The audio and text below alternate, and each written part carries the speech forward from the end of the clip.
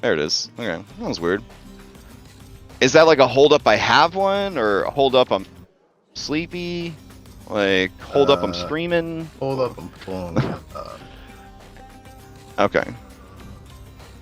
Glad you added up to the end of that sentence. So. Wait for this. Nothing. Keep going. All right. So this part is a bit of a rewind. A bit of a rewind. Do you need special music, or are you okay? No, we're fine. Okay. I usually don't have special music, so it is what it is. Okay. Or actually, you know what? If you want to put on something that's a little bit tense, I think that'd be fun. Oh, that's easy. We literally have something called tense. We'll put that on.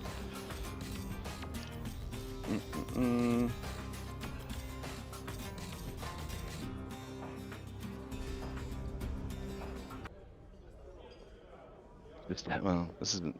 Maybe this isn't tense enough. We'll do this one. There you go. Tense. You can feel it. All the tendons tightening up. All right, take it away.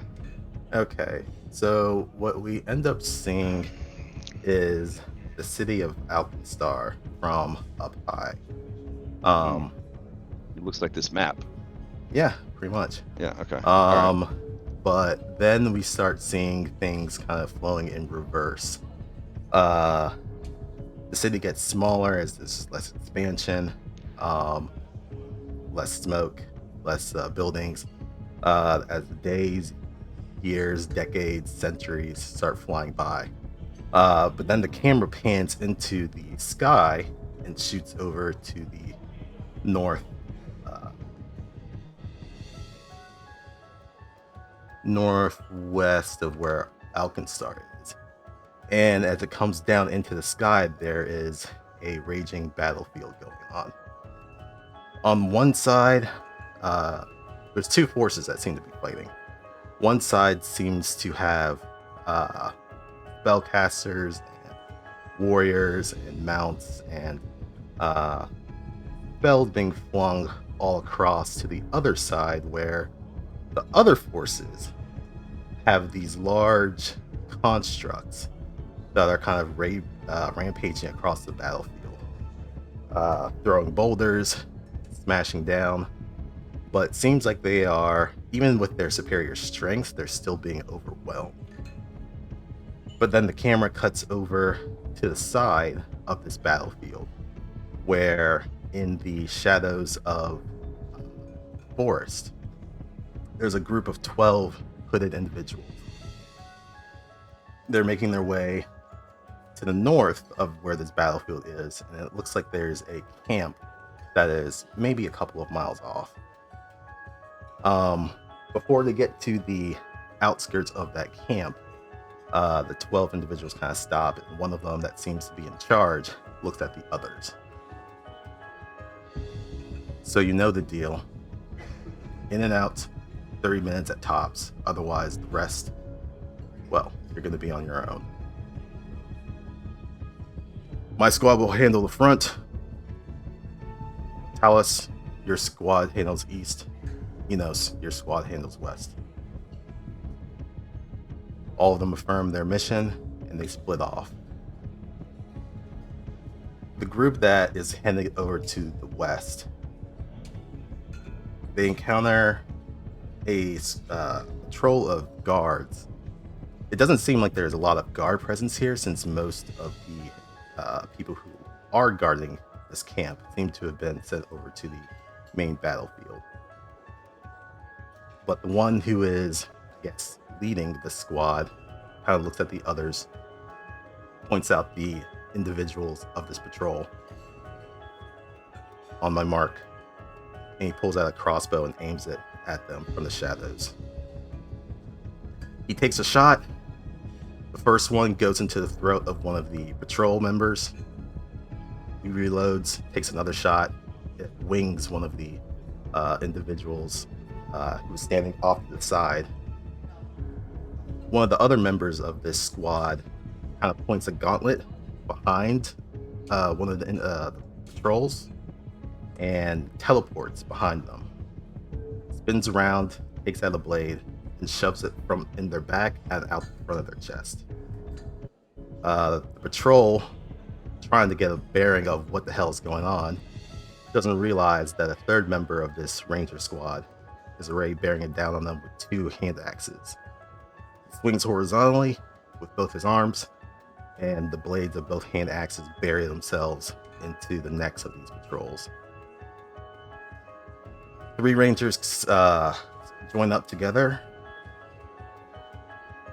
The lead one, realizing that the man he had shot in the throat was still alive, without even saying a word, pulls out a dagger and finishes off the man. And then he looks at the other 2. But then, suddenly, there's an explosion on the other side of the camp. That must be the captain. Move forward. They proceed further into the camp, where they come to a bunch of tents. They hadn't encountered any other patrols along the way, thankfully, from the distraction that their captain seemed to have been making. And once they get inside, they see that this is essentially a repository. There's a couple of, personnel that are here, and this ranger squad quickly eliminates them. And once the combat has died down, lead one pulls down his mask and kind of looks around the area, and we see the face of a younger Walter Enos. Whatever intel you can find, grab it. We only have a couple minutes. And that's where we leave for now. All right, nice. You're not just like spoiling all of Iron Gods for us, are you? Is that? I don't know what Iron Gods is. So. Okay. Just checking because I kind of want to run that eventually. So, all right, cool. All right. I will have Phoebe toss out the booth. Okay, and if anybody for a 3rd hero point would like to recap what happened last week, a lot happened. Go ahead and roll into chat. We got a 1 from Bellanora, going once, going twice. This ain't Dragonbane, people. You could beat a 1 3 times. All right, sold to Bellanora the Savvy, investigative reporter. And hopefully the only one I rolled tonight. Today? To this morning? It's morning. Saturday morning games, yeah. That's how I'm doing today. Still early. All right. We began once again in an underground fighting ring. This time in the 2nd round, where the stakes had been raised. We squared off against 2 types of cat creature. One large with a gaping maw, and the other known as the Dwemer cats, which were small, more mischievous.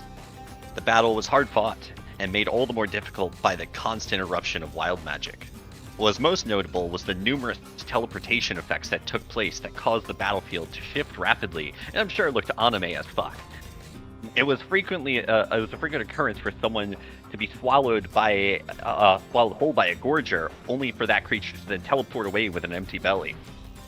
At one point, one ugly Dwemer cat was imbued with the power of the cosmos through wild magic, and it really shifted the scales of the encounter.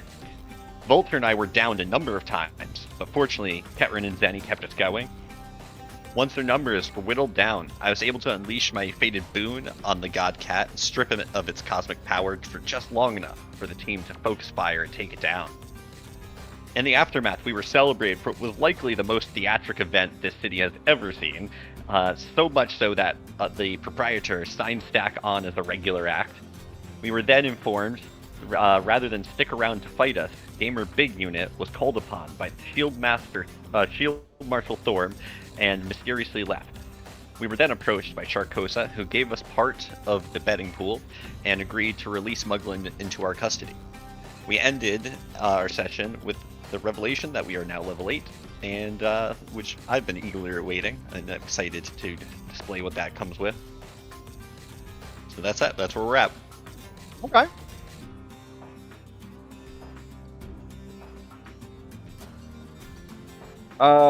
Yeah, go ahead and take your 3rd hero point and your 3rd hero card draw. Everybody remember to discard last week's cards and draw your new card. Don't want to be that Tuesday player. You want to have those before the fight starts, because maybe you'll have a card that would have saved somebody's life, and you didn't draw until after that person died. That's pretty bad. Anyways, okay. Let's get to it. Let's see. Percival the Dwemer Cat joins up with the party. It occurs to me that I am falling behind on my B team notes there. I don't know what to offer other than a heartfelt apology, but hopefully everything will be okay. Potato. Man, don't even have potato on here. How are you guys supposed to heft crates without this? Oh well. Alright. Let's see. Okay, so Percival's passive, just so you guys know, is when checking a wild surge, you can shift the result up or down by 1. Oh. It's pretty good. So wait, will we know the results of the one? No. Like when you check to see if you caused a wild surge. So if a wild surge is caused, if a wild surge is caused on a 5 or less, and you roll a 6, you could be like, heh, and then you can make it a wild surge. Or if you got a 5, you could be like, and make it a 6, and you don't have a wild surge. Yep. His activated ability, it definitely has to do with reacting to magic. So what we'll do is reaction. And it will be Wild Retort. The trigger is you are targeted with a spell. And I think you guys know what the effect is going to be. You cause the caster of the spell or the origin of the spell to trigger a wild surge. Fun. All right, there you go. Anybody have a suggestion for Potato's passive ability? Nature boost? I don't know. Yeah, I was just gonna give it a +2 circumstance bonus to nature checks and call it a day. Does that work for everybody? I'm fine with that. Okay. I'd say he could grow fruit for you to eat, but I don't want to put a certain robot out of a job. You know what I'm saying? Be healthier. That Hey, it's true. Real cheese is salty. All right, so to nature checks. That's pretty good. That includes like animals and shit. All right. Great. Okay, so now that we have all that sorted and we're all caught up, you guys have made arrangements to meet. Let me change the music here. You've made arrangements to meet with an agent of the Gilded Gunners. Sometimes people call them the Golden Gunners, but officially, they're the Gilded Gunners. I use both because I'm a mess. And you've asked that Boomer go get Phoebe and meet at the drop-off site as well. They suggested an old construction site. So, without further ado, is that where we should be headed? Yeah? All right, sounds good to me. Yeah. All right, on mute, so yeah. okay. I'm definitely not still leveling up. Oh, okay. Do you have any questions about leveling up or need time to level up? No. Okay. I need to reload my foundry because I no longer have a cursor. My screen flashed. Yeah, my screen flashed white, and then when it came back, I didn't have a cursor anymore. By the way, now that you're level 8 and actually have like a reasonable amount of infusions, there's gonna be the new alchemist coming out in a few days that solves all the problems that you've had up until this point. So, yay. So Yeah. you lived. Well, what he's saying is you endured the worst parts of Alchemist long enough that they fixed them. You won't actually get to enjoy the fix to the bad stuff Parts I you struggled through. Yeah, you already grew out of the bad childhood. Right. So, Yeah. however, same with my other alchemists. You guys will be able to respec ish. If and when your class revisions are fully released. Well, I guess it's not an if. When your class revisions are fully released, you guys can do a free respec. If you are staying alchemist, obviously. If you read them and you're like, this is fucking terrible, and you show up with a fighter, but yeah. So just keep that in mind. What else? Oh, we're not playing next weekend, but the following weekend. Oh no, I was gonna say the following weekend we would be on Foundry 12, but no, it will still be on Foundry 11 because I'm not switching till the 4th. So we have this session and one more session, and then I swear to God, we'll be on Foundry 12, and all the mods will be working again, and everything will be good in the world. So just hold on a little bit longer, guys, as the world crumbles to pieces around us. All right.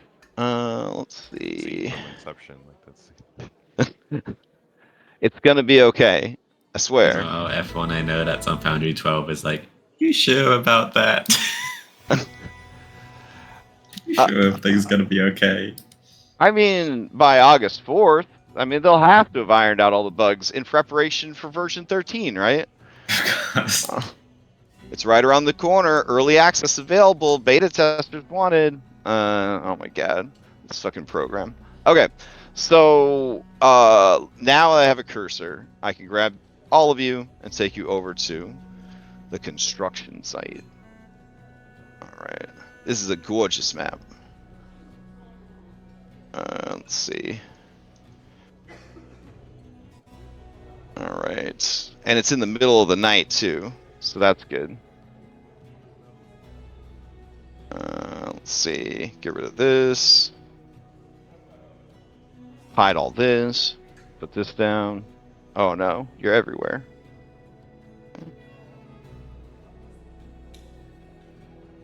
Alright.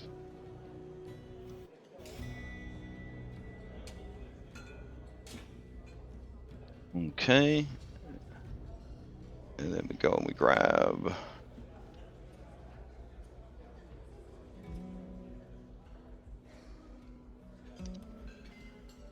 Alright, grab Hanson.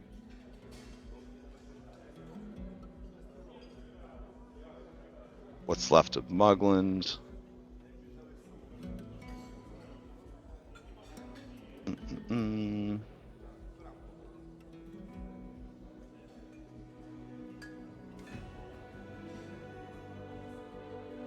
And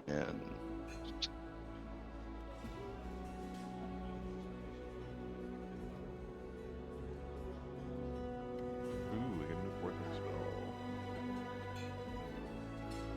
spell. nice.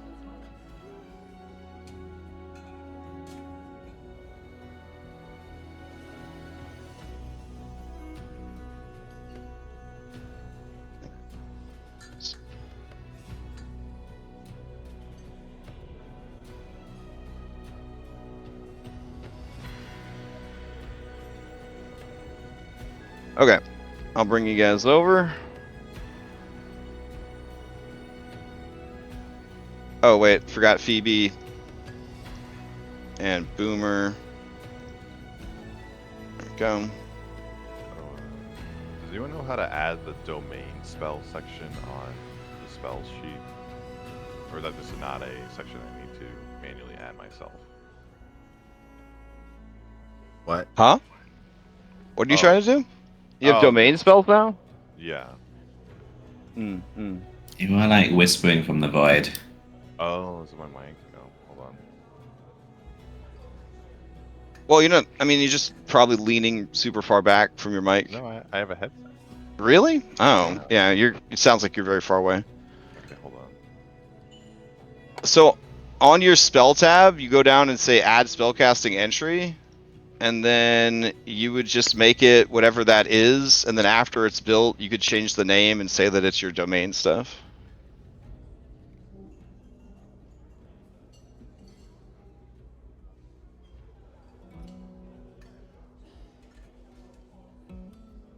I say this as someone playing like a triple caster.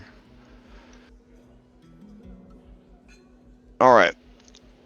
Everybody good? I'm going to switch out the music again. I just sent you a message with the ability that I can't find in the compendium that I'll be using. Just as a heads up, it's not really mechanically important. It just builds on. Oh, device they res. must have gotten phased out. Let's see. Yeah, legacy content. I mean, it's still valid, but that might be why you can't find it. Let's see. Oh no. This is a very good one. Yeah. Okay. Cool. Good action economy there. Hello? Yeah, Yep. I can hear you. You sound a lot right. better. Yeah, no, the input volume was just really low for some reason. Okay. So I'll take you guys over to this map. Did you hear what I said about how you could just add custom Yeah, at the spell tab. categories? Yeah. Yeah.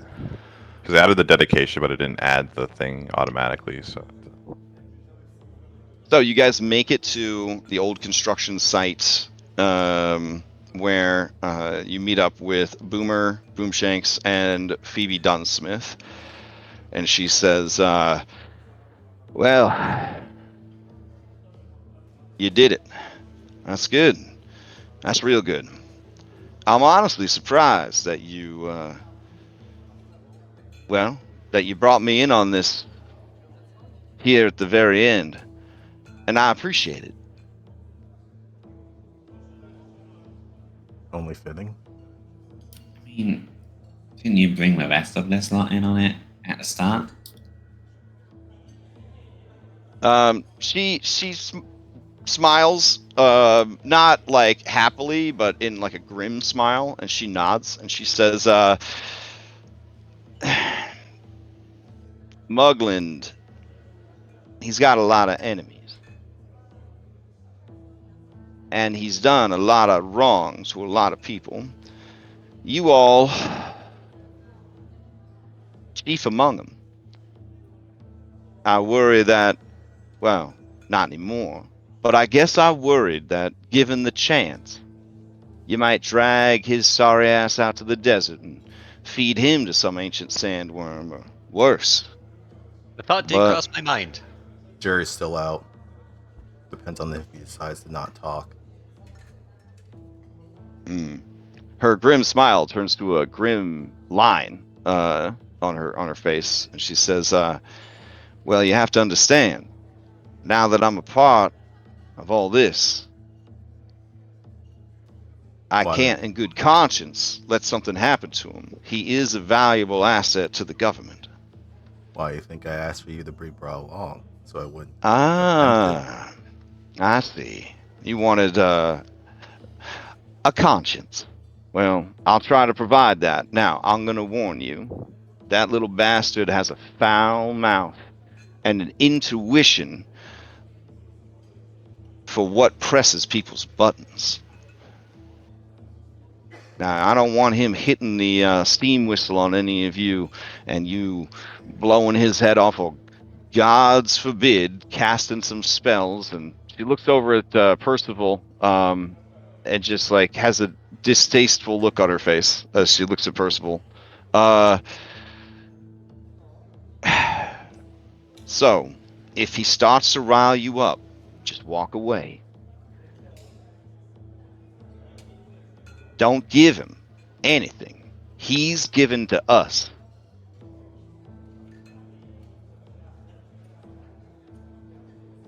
Right. Which one of you is leading up these final negotiations? Looks like the Gilded Gunners are here. Feels terrible working with such criminals, but at this point in the game, we're running out of allies. So they have a vested interest in the prosperity of the city, so we'll make it work. All right, do any of you volunteer to kind of step forward with this? Sure. Go meet them. I would expend a infusion point to make a silver tongue mutagen for whoever does. Okay. Sure. But I'm gonna lean on Vashon for that one because he gives me an extra that I've been keeping.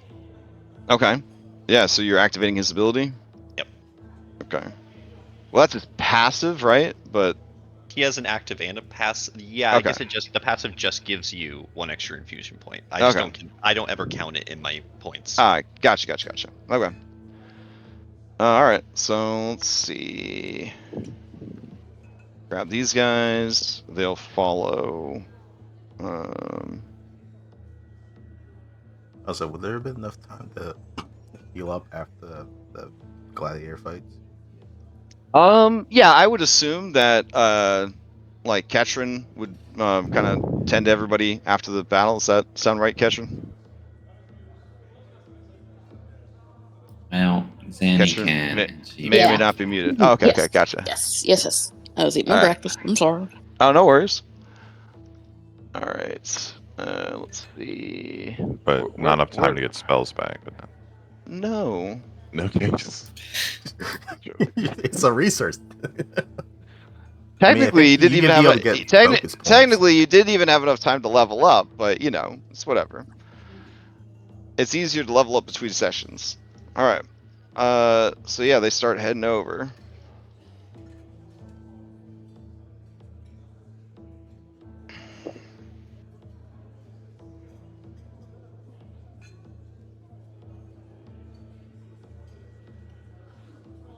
They're following me. Okay. All right, so they're on a platform, like kind of down from where you guys currently are. But you could probably do kind of a step down over here. Hmm. All right, so Phoebe and Boomer will wait up here.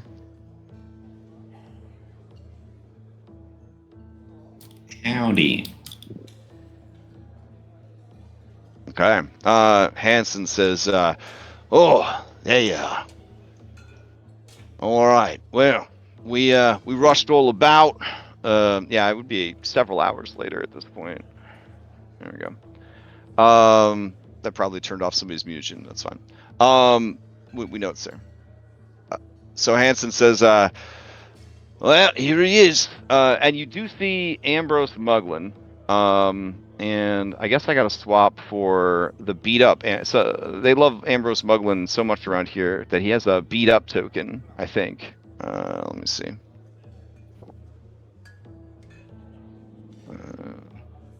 Nope, I guess he doesn't. All right. So let's see.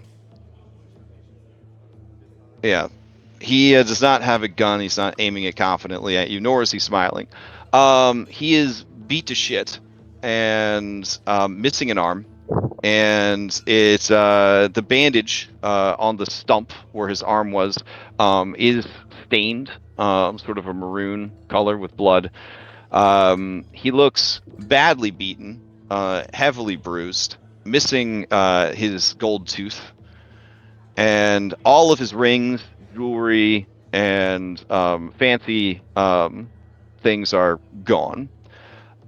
He also is gagged. And he says, well, deal's the deal. And then they kind of shove Muglin forward. And he sort of falls over on his side, prone.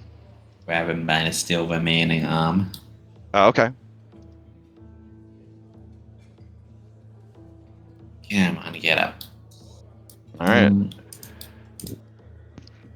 And Hanson says, well, I don't want to know what happens next. But whatever you do, I'm sure he earned it. Appreciated. And they start heading out. As they do, let's see. In the shadows up ahead, they see a large ape.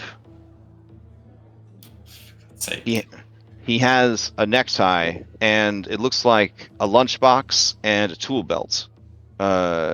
He looks over at them, and then quickly looks away, like, I didn't see nothing, and then he scurries off the map. All right. They kind of motion like, should we kill him? And then Hanson shakes his head, and they continue to head out. All right, you guys are left alone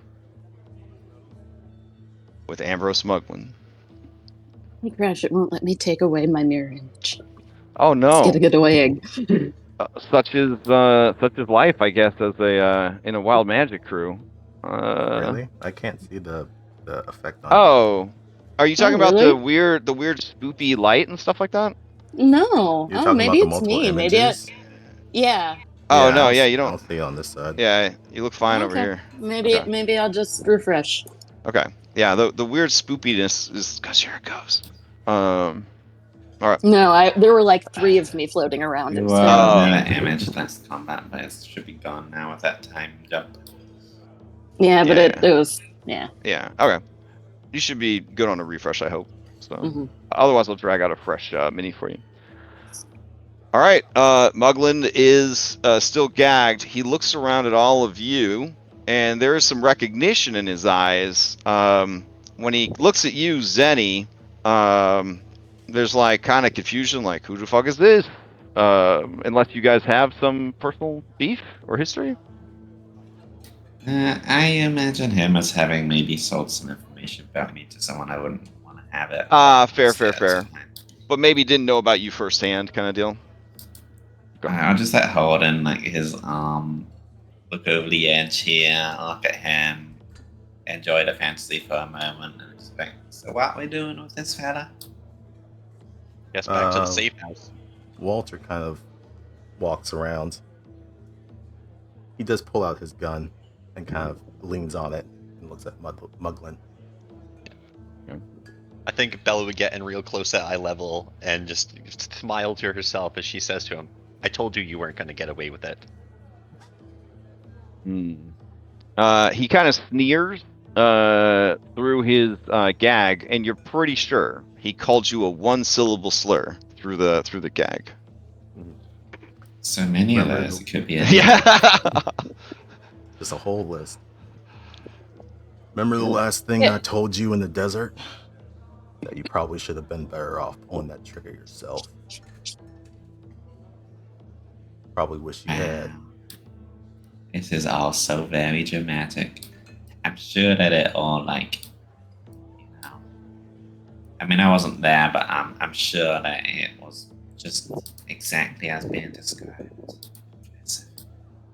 Well, those are literally the first words I said for session 1. I ain't wasn't go. fucking there. Yeah. Well, you're lucky that we don't just toss you off and let you die as you fall down. You're gonna answer some questions, and when you stop singing, then we're gonna have a little personal chat.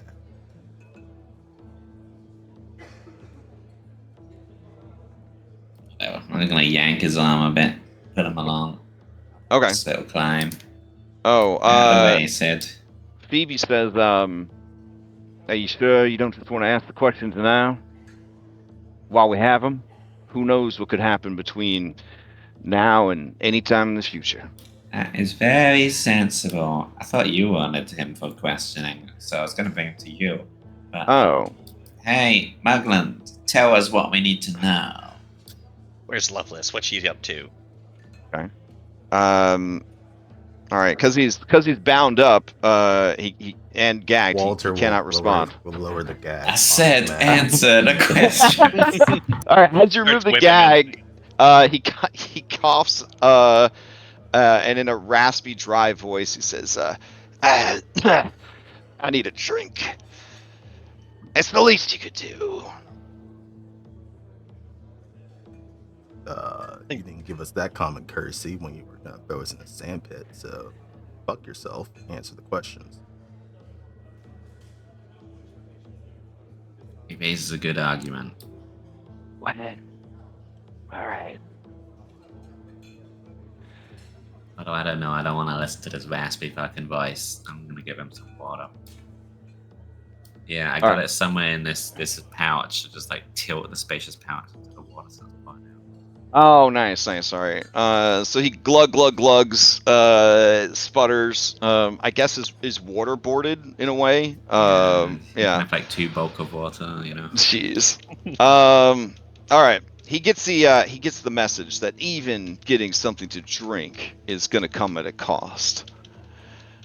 So with that, he licks his lips and tongues his mustache, trying to get the last bits of. Oh, here's the beat up Muglin. There you go. Somebody actually did. They're like, listen, tell the art team we need a beat up Muglin. Yeah. Yeah. Deflate his mustache a little bit. Put some blood in there. Yeah. All the Okay. wax from his mustache is gone. All right. He says, okay. That's enough. I'll tell you everything I know. And then you let me go? Hell no. Well, we might let you live. Points to Bellinora. You just gonna drag a one-armed halfling around for the foreseeable future? I mean, you'd probably be in like a saddle or something. You won't be getting much dragging. Keeping me alive to what end? After everything I've done to you. All of you. And I don't know, I probably did something to you. You have to... Yeah, I have to assume there's a reason. You Like gotta it was keep me alive. Like it was mentioned, Loveless. She's gone dark. Yeah, that's for sure. She's left you high and dry. Yeah, I noticed.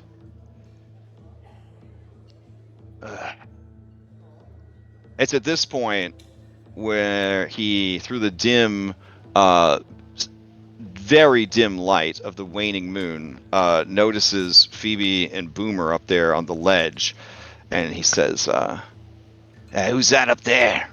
But they don't say anything, and he says,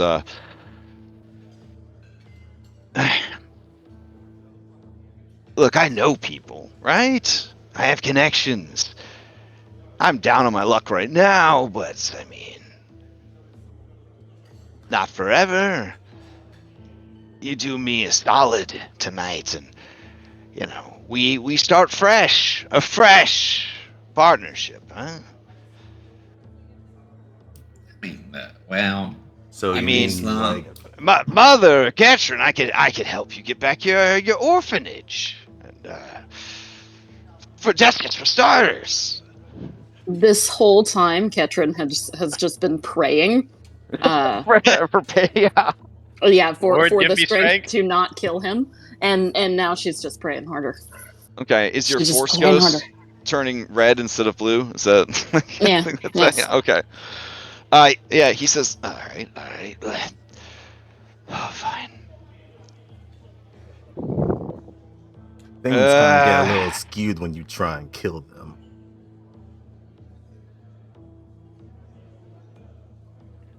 Out with it already. Where's Loveless? So you guarantee that I'm gonna live through this? I'm gonna Depends on live to if see you tomorrow. talk. The more you stall, the less that chance is gonna happen. Vulture cocks his gun. I can't believe this. If you had such strong connections, you think they would have bailed you out against the Gilded Gunners? Well, Yeah. some I thought people got more brass than others. That's all. I don't blame them for being cowards.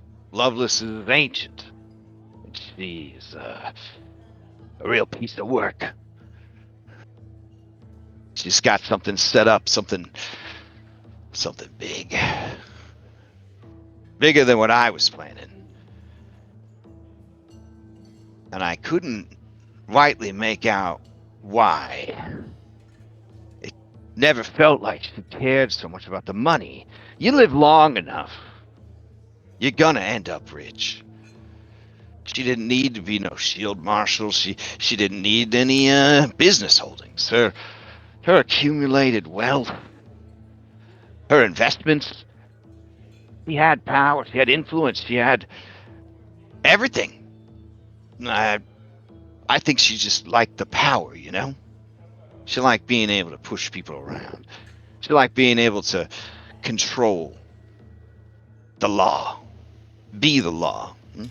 It was a pretty useful partnership for someone that, doesn't like the law too much.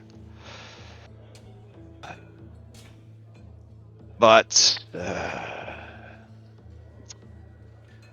things got complicated, escalated, and then I'm gonna be honest, they didn't even sit so well with me. I'm an Alkenstar boy, born and raised on the streets, for the streets.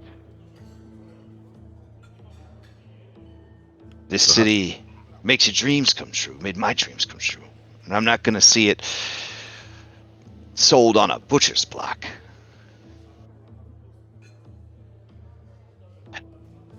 So how's Who's she hiring working like for? who's Right. sorry, go ahead. Who's she trying to sell Alkenstar to? How does Pyro Knight fit into all of this? All right, so there's two buyers. There's a necromancer from Geb named Parsus. Real sick fuck. Goes around in a gas mask and black leather. Is obsessed with zombies. And then there's a geomancer from Nex named Ebrium. I thought at first that they were separate buyers, that we were playing them against each other. But then, well, I asked her, are those two working together? And that's when my luck really turned sour. Still wearing that gas mask? You know the guy? Yeah, I know him. Well, he's a real rough character. Used to that running around doing the voice and everything. He does chuckle a little bit, but winces at the pain of his many broken ribs and internal bleeding. Here's the thing.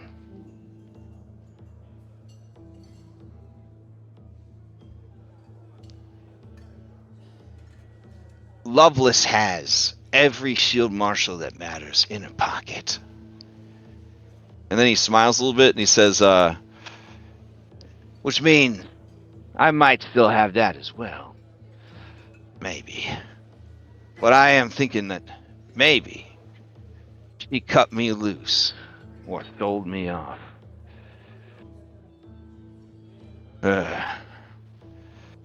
Here's the thing.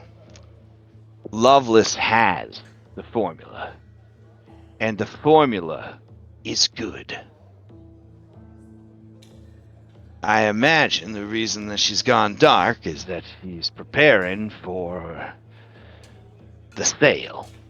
Which means, and this is when you guys see the 24 clock appear in the top. No, you have more than 24 hours, but you definitely realize that for the rest of the campaign, there's a campaign timer. For the entire book 3, that's exciting. You literally cannot dilly-dally for anything moving forward. It's red hand all Once over that again. once that deal goes down, well, listen. Geb and Nex working together. That makes us the shit in a shit sandwich.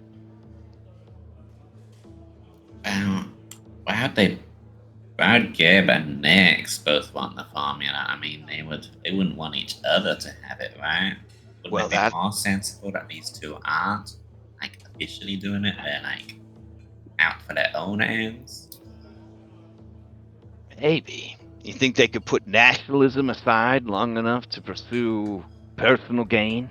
They're working with each other, and they put nationalism aside a long time ago. The ancient enemies. Unless there's some kind of special forces. I don't know. I don't like it. That's what I know for sure. And I was going to tell her. I was going to tell Lovelace that we should find different buyers. And that's when you notice that your little partnership isn't exactly built on the same foundations. I guess so.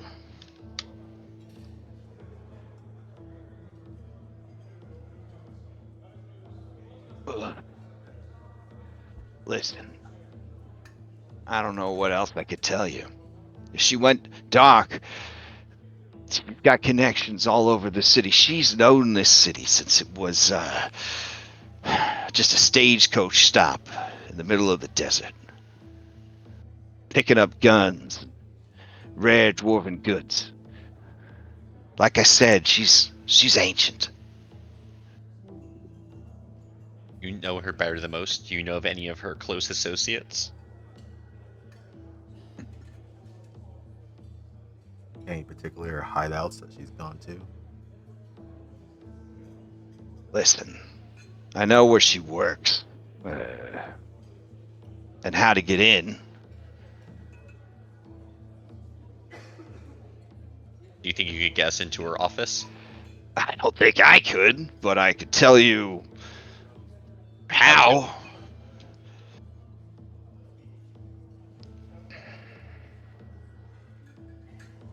That might be the best place to start.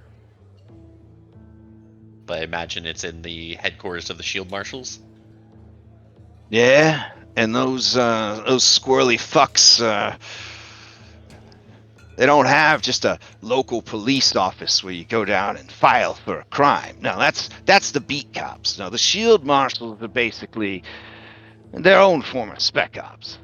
They have a whole network of hideouts connected by tunnels in the city's understructure. She works out of one such place called the Vault of Secrets. Interesting name. And do you think it'd be worth going to her residence if there is a place that she lives? Does she have a Skyside residence? She does, but if she bugged out, then she probably either set a trap there or scrubbed it. You could certainly try, though. These hideouts are connected by tunnels. If we got into the tunnels, we wouldn't have to walk around on the surface or the sewers.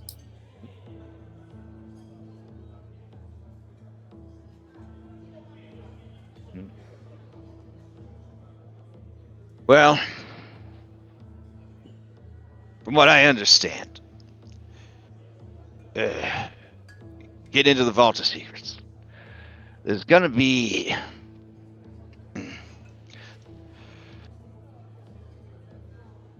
a front, which will lead to a warehouse. The warehouse has an elevator. You take the elevator to get underground.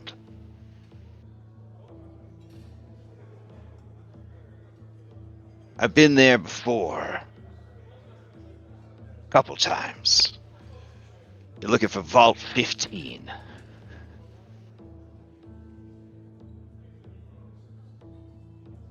And how do we get into this Vault 15? So, you're looking for a snack cake warehouse. Snack cake warehouse. Mm-hmm. Vault 15. The snack cake. Did you say it was on the docks? Oh, it was... No, I can tell you, and then he would mark it on your map. You're looking for Marshall Maddie's Sweet Cake Factory. So while he's spitting this information, I'd like to do a sense motive, reading his body language, trying to. Yeah, trying sure. To get us into some BS trap or whatever. All right, go ahead and roll a secret perception. I think this is this is point.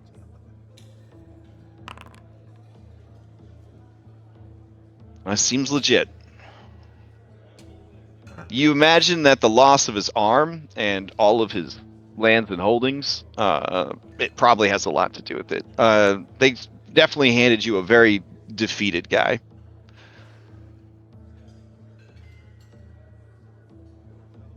And listen, that's all I know. If you could find one of her close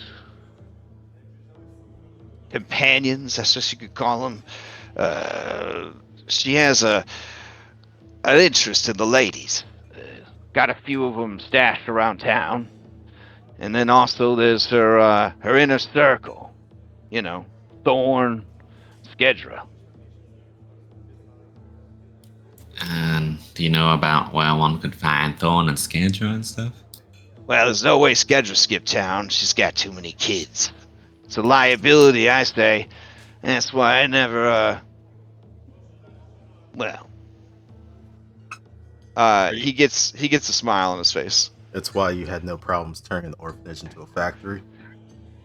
I send the checks every month. Are you at all familiar with the underground fighting rings of Alkenstar? Did you know of a figure named as Gamer Big Unit and what Thorn might want with him? Oh, that guy. He's a real monster. I'm assuming that if he's been recruited by Thorn, whatever they're planning next, they wanted some big muscle for it. Makes sense. You got a sensitive deal going down. You want to make sure that it goes down without a hitch. Oh, great. You gotta look at this fight, too. Alright. Anything else, Merklin? I got nothing. Well, you keep thinking with that big brain of yours, and you're gonna go with that nice little lady over there. Yeah.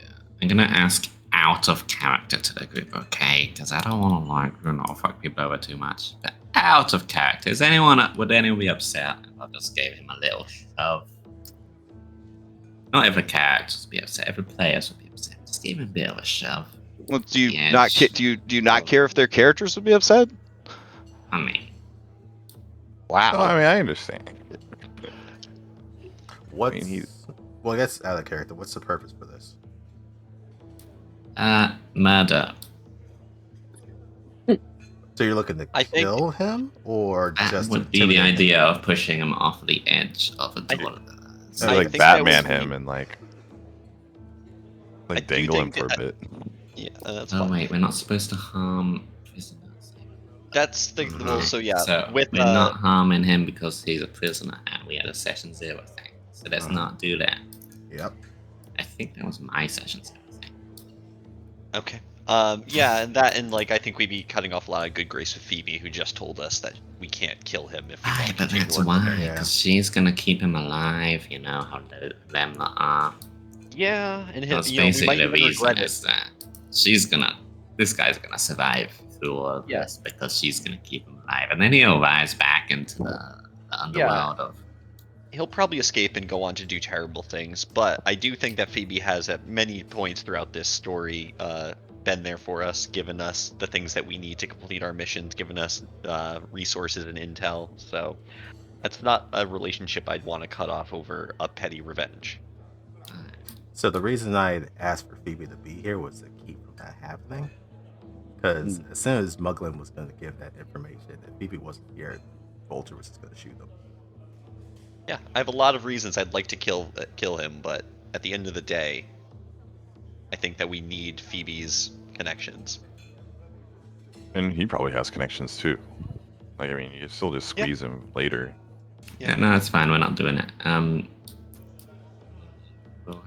I'll drag him to Dunsmith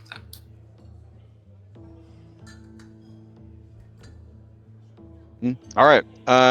As you drag him up the scaffolding to Phoebe, she motions for Boomer. Boomer goes and takes hold of him. Let this one out of your sight, Boomer. Boomer slips something into the front of Muglin's pants, and you do see there's a string that goes from it back to Boomer. Boomer says, just in case you, get loose. You wouldn't want to run too far.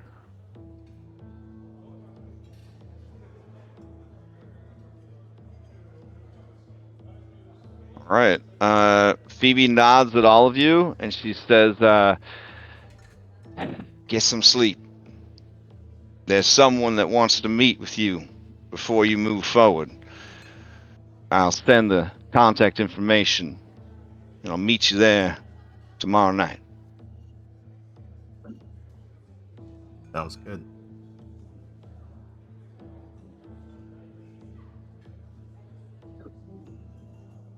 All right.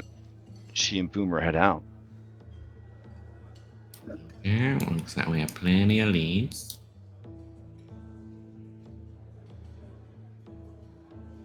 Right. Then, at this point, you could rest, level up, which you've conveniently already done, and then we can take our timey-wimey downtime week.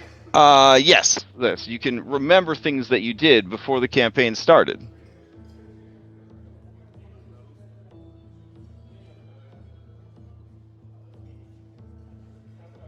Alright. So I'll bring you guys back to the map. Let's see.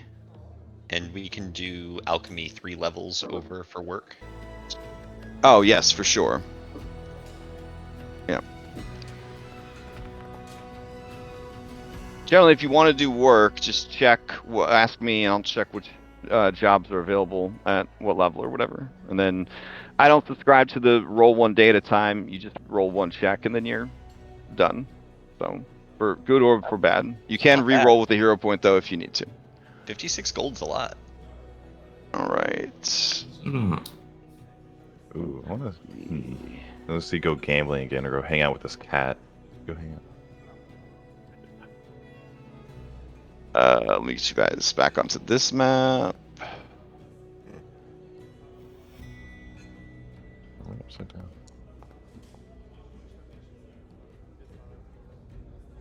Hmm.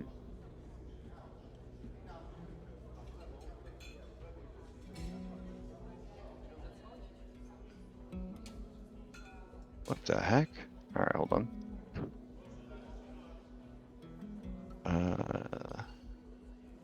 There we go. That's the map I'm looking for.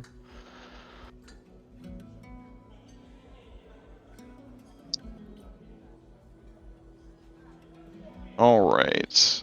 So,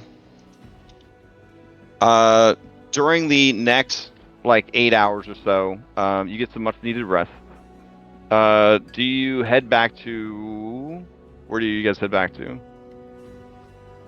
Skyrise apartments, like safe house somewhere. Like, what's the? The only place we got available to us is Vashon's high rise. Okay. Well, I mean, you could try his old house too. Do we feel like people would still be watching that? Maybe. I mean, people are watching everything, right? Yeah. Probably less eyes on that than the Skyside apartment that many people live in, and there's a door person. True. That's probably true. Yeah. All right, we can try the workshop.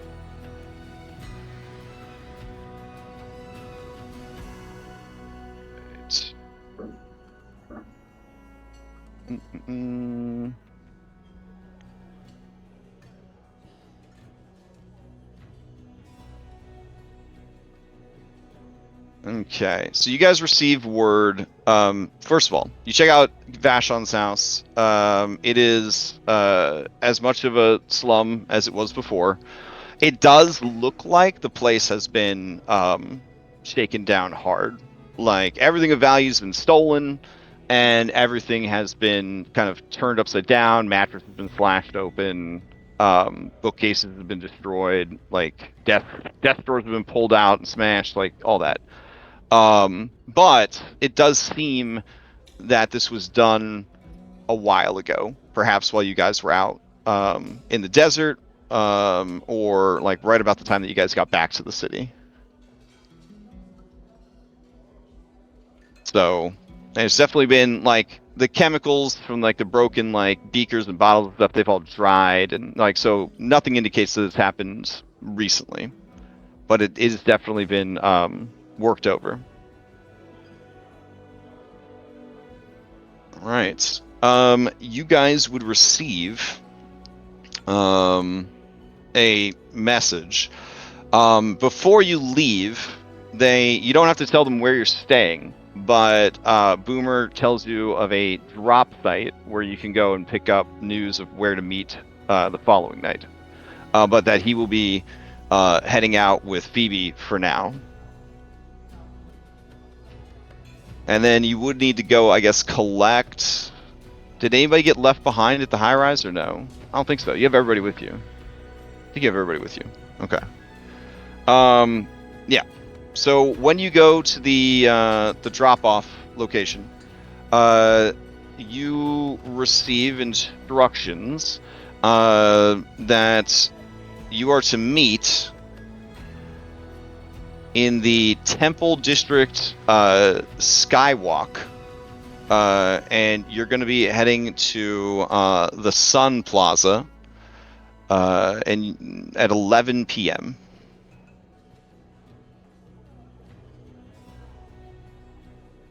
So it gives you all day to sort of rest, recuperate, and pretty much get your affairs in order as the roller coaster begins.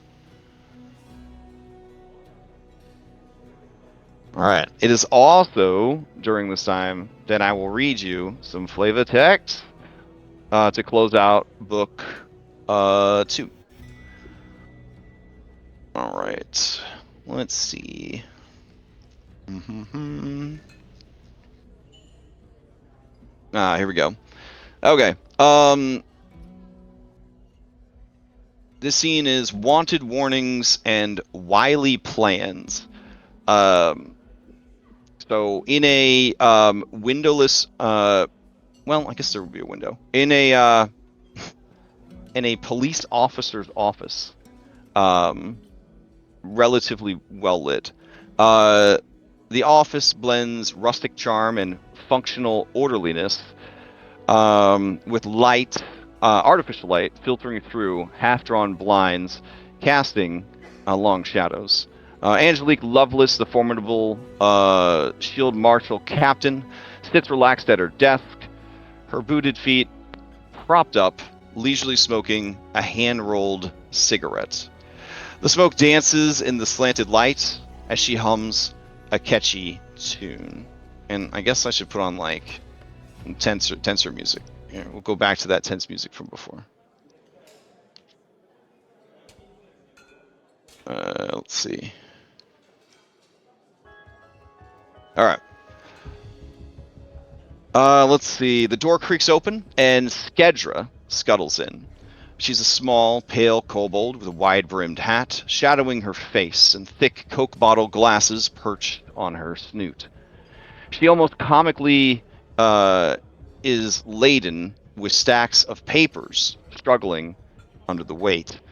Lovelace, amused without looking up. Well, what do you have for me, Skedra? Skedra, nervously adjusting her glasses and nearly dropping the posters as she hefts them up onto the desk. The new wanted posters, Captain. Fresh from the press.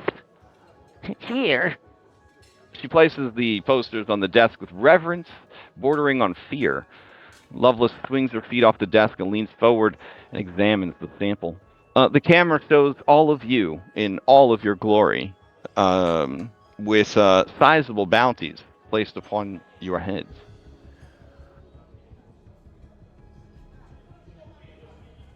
Let's see.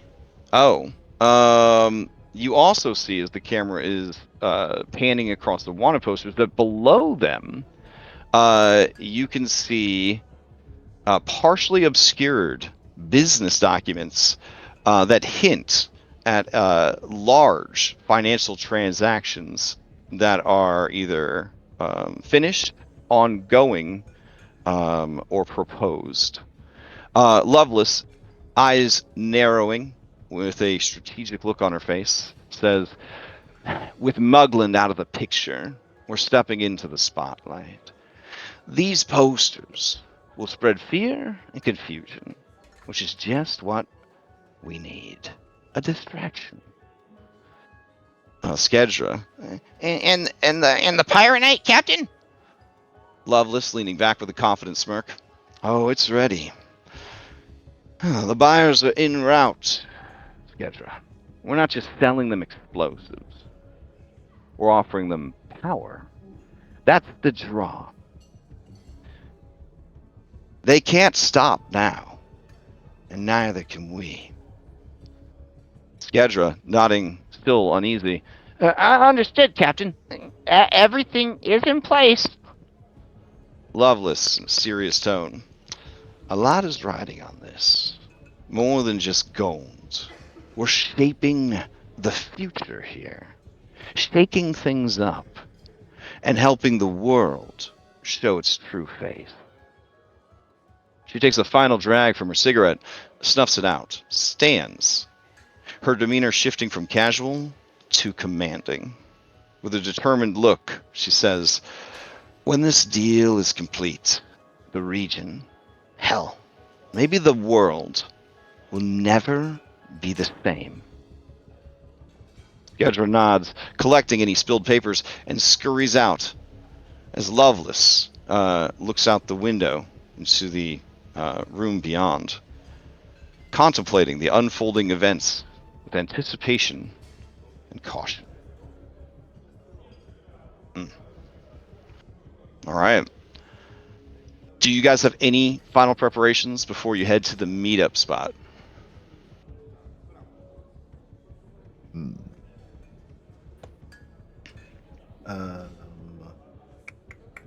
So for level up,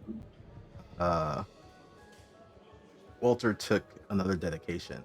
Bounty. Okay. As kind of, I guess, RP for this. Since he's walking around as human guys, is there like a bounty hunting station in Alkenstar where he's able to like pick up marks and stuff like that? Yes. Mm-hmm.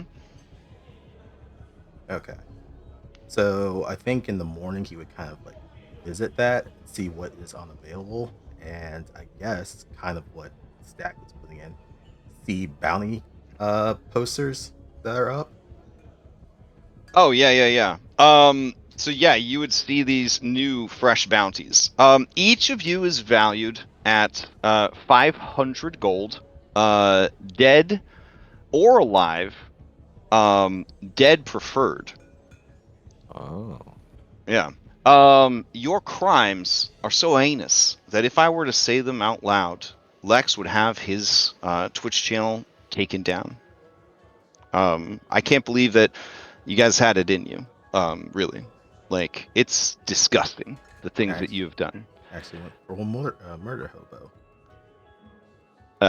Yeah, it's pretty bad. It's pretty bad. Crime so explicit.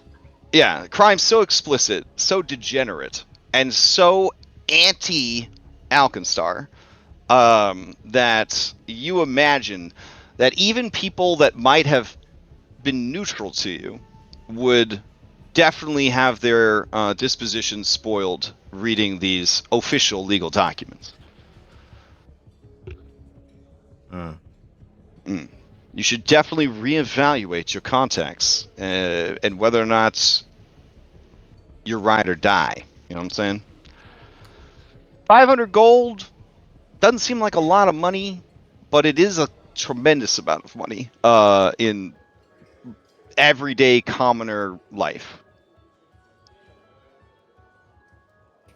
So, if there's copies of these bounty posters, Walter would like. Well, yeah, grab they'll a couple. definitely.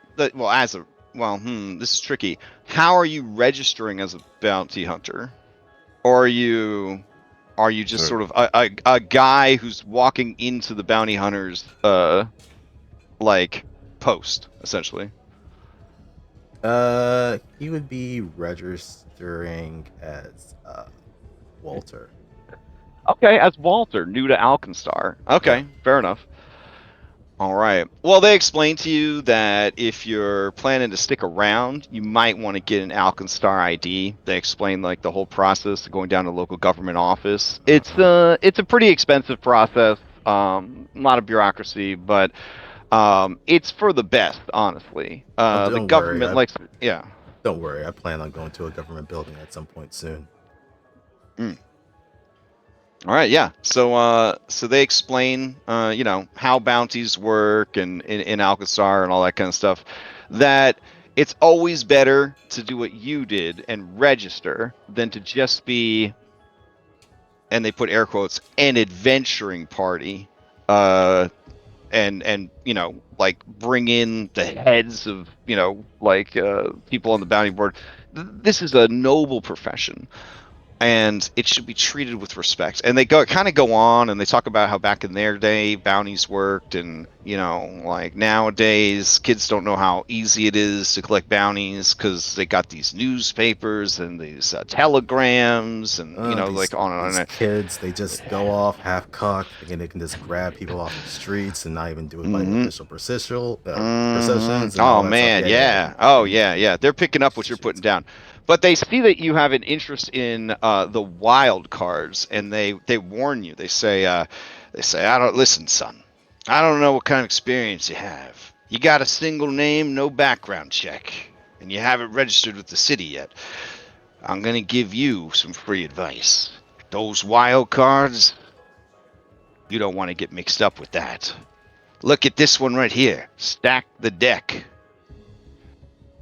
A wild mage.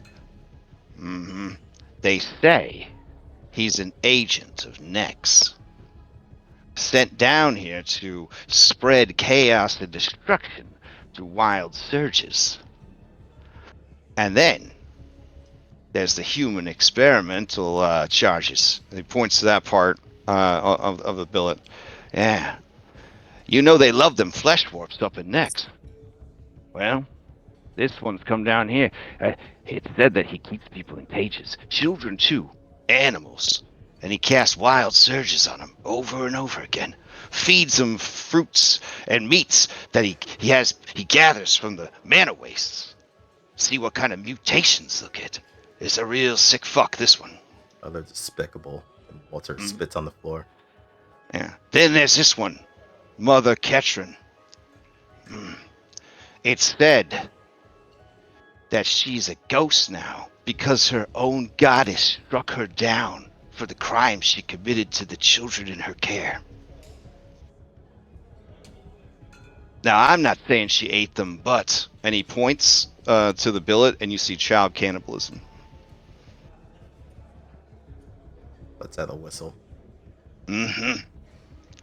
I'd go on, but I don't know if you could stomach it. Well, it sounds like I'm going to need a crew to handle these guys. Much appreciated for the info, and Oh, wait! Even with the crew, there's one in particular I need to warn you about. This one right here.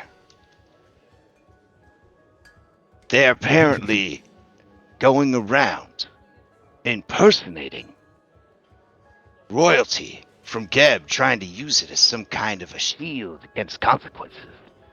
But according to this, all their claims are false. So don't let that hold you back. so Apparently, the shield marshals reached out to this Zenithrius, the desert's final maiden or something. They reached out to the family, and they said that she is safe at home.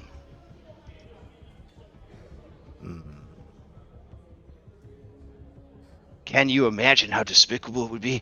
All these terrible crimes under the guise of a princess? Even a Geb princess wouldn't be that degenerate. Well, it's a good thing these posters, they all suggest dead. Doesn't sound like anyone. Oh, yeah. Them. On account of they're all addicted to wild magic. You wouldn't even want to keep them in a prison. Fair enough. Thanks for the info. No problem. Hey, listen. Wild magic isn't a joke. A buddy of mine, he used to work as a cook. This local place, just north of here. Somebody was casting wild magic one day. It cut him in half. He just got cut in half. wasn't even me. The guy at the Undertaker's. He tried to sell me 2 coffins. I'm sorry for your loss. We need to make sure these wild magic scum stay out of Alkenstar. Listen, I got my own money. I'll pay an extra 100 gold on top of every one of these you bring in. And this dude's seething now. Because he promised himself he wasn't going to reread the billets because he threw up when he was reading them the first time. But now you've got his ire up. He just can't. He just can't. Calm down, friend. Look. Sounds like these guys are going to be worth some trouble. So maybe I'll come back if I have some more info on how I want to take them down. You've been a ton of help. And he'll give him a pat on the shoulder. Much appreciated. Go out there and do good work, Walter. We'll kind of just give him a nod and head back to the group. And then when he gets to the group, he throws out the wanted poster. It's like, well, shit. Whoever drummed these things up really wants to fuck us over. And then, yeah, he'll retell all the stuff that he had learned.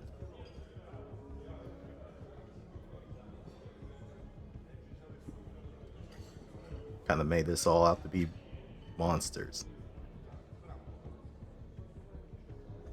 Oh no.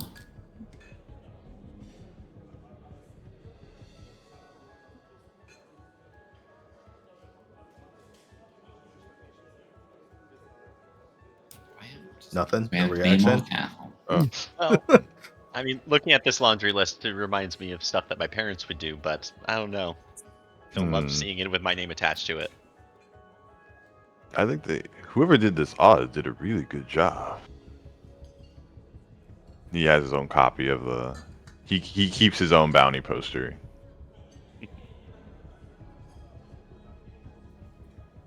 Well, moving about the city is going to be a little bit more difficult. So if we're going to be doing disguises, make sure they're uptight, because I think there's going to be a lot more people after us. Well, Merglin said that there's tunnels connecting all of these like shield marshal stations. So like, I mean, I know that the shield marshals are gonna be in those stations, but there wouldn't be like civilians.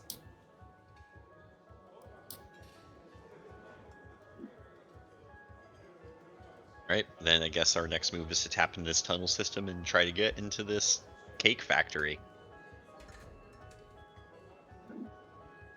Well, we have that meet later tonight, so probably want to see what's up with that.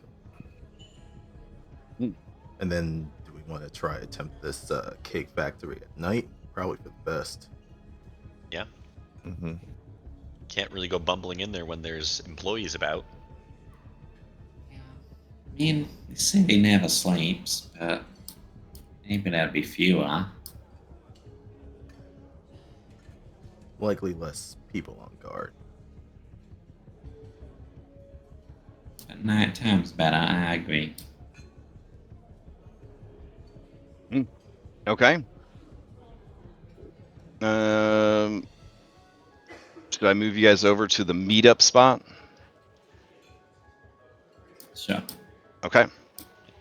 All right. So you guys head to Skyside, and I'll move you guys ahead a whole day. All right. And then you guys are meeting at 11 p.m. There we go. Okay. So you head to Skyside, you head to the Temple District, and you go onto the Sky Walk. You are pretty familiar. You're all from the city or lived in the city, so you're familiar where the Sun Plaza is. You find that it is a dark ass night with the waning crescent moon leading towards the new moon. So a lot of the area is well lit, but for some reason the Sun Plaza is not well lit, and there's construction equipment littered about as well as signage and ropes indicating that it is under renovation. So it is mysteriously under renovation and unlit on this dark night. Do you guys push past the barricades? Yes. All right, Maybe, sweet. maybe check for traps. I want to check for traps. Okay, here. Everybody go to your character sheets, go to your exploration activities, and toggle on an exploration activity. We went over this, right? Where you could build your own exploration activities, and all right. If you do one that requires a roll, definitely follow it up with the roll. Ooh, catching, just chilling, just vibing. I clicked the wrong thing. Oh, okay. It's okay. I understand. You're so mad about the slander. I get it. Cannibal dwarf. It's fine. I mean, you know, your own god turns you into a ghost. Makes sense. So. Right. So, you guys head past the ropes and begin heading up the stairs to the plaza. And then I will move you over there. Where is this map? Temple District. Okay.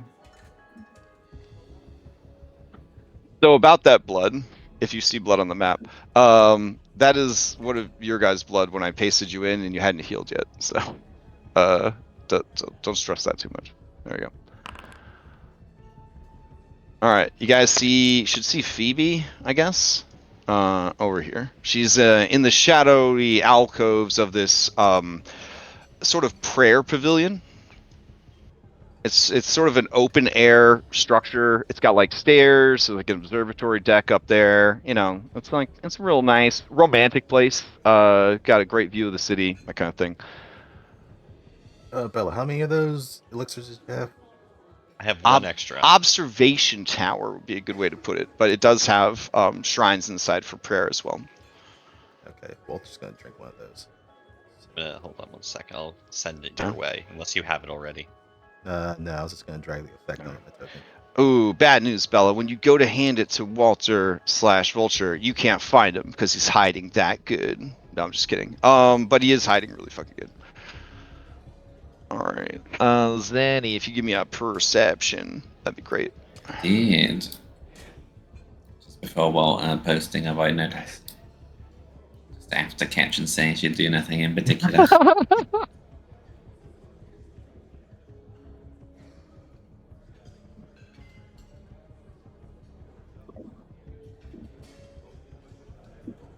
I think of all the crimes that were committed, one of my favorites, is this one right here. That Bellanora the Savvy is running an illegal immigration facility, smuggling in Geb and Nex criminals into the city, and bypassing immigration laws. And posing potential security threats. And then investigation was done into the source of Bellanora. Some argue that she wasn't even born on Galarian. So people are demanding to see her birth certificate. It's getting pretty bad. Alkenstar is a city of immigrants. That's what makes it great. But you're doing illegal immigration. They like to make money off of immigration. You're basically taking money out of the people and the government's pockets. Oh God, do we start hearing people say "make Alkenstar great again"? At some point in this book, you might get those vibes, but you don't hear that yet. No. All right. I mean, tax evasion and fraud too, but that might be true. I don't know. So. Those I can mostly see from Bellanor, yeah. Yeah. Sydney is wanted for sedition and illegal weapons manufacturing. That's fair. Which might also be true. All right. So with your, well, I didn't see a perception check yet. So wait for a perception check for the search. Okay. I guess then I made one, but I'll do it again. If you made one, it didn't go through to me. There we go. All right, I got it. Okay. You feel pretty good about the scene, Zenny, but you also feel pretty bad about the scene. There's a lot of places people could be hiding. You don't see anybody. It doesn't change the fact that there's a lot of places they could be hiding. It is also over here. There is sort of a feast hall. And even this late at night, it is very boisterous in there. But this area is dead quiet. Also, Phoebe, I don't know why you're up on the roof now, because she's kind of hiding in the doorway here. And you do see Phoebe, sort of, not hiding, but definitely standing out of plain sight. When she sees you, she motions for you guys to head over. Was it game pause for anyone else? It shouldn't be? Okay, there we go. Okay.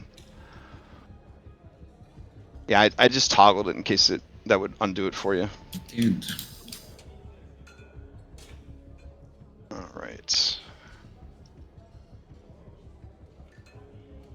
I'll move everybody over, I guess. There we go. Or are you guys hanging back, Bella and Stack? No. Okay. Just organizing. No worries. All right. As you approach, you do notice Boomer keeping a lookout at the top of the tower. He gives you a brief nod. And then Phoebe says, I hope you got some rest because, boy, do we have work to do.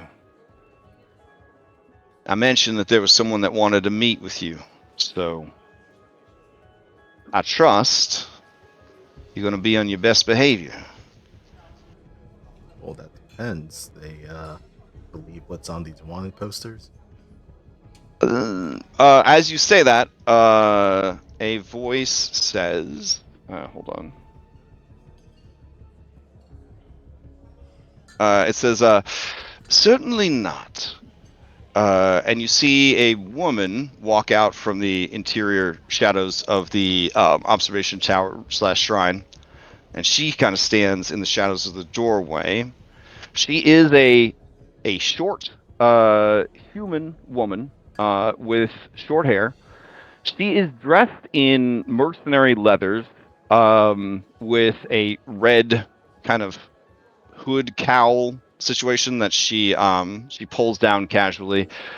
She is armed with what looks like a rapier and twin pistols. She definitely has a air of confidence and battle prowess about her, but you could give me a society check to learn more.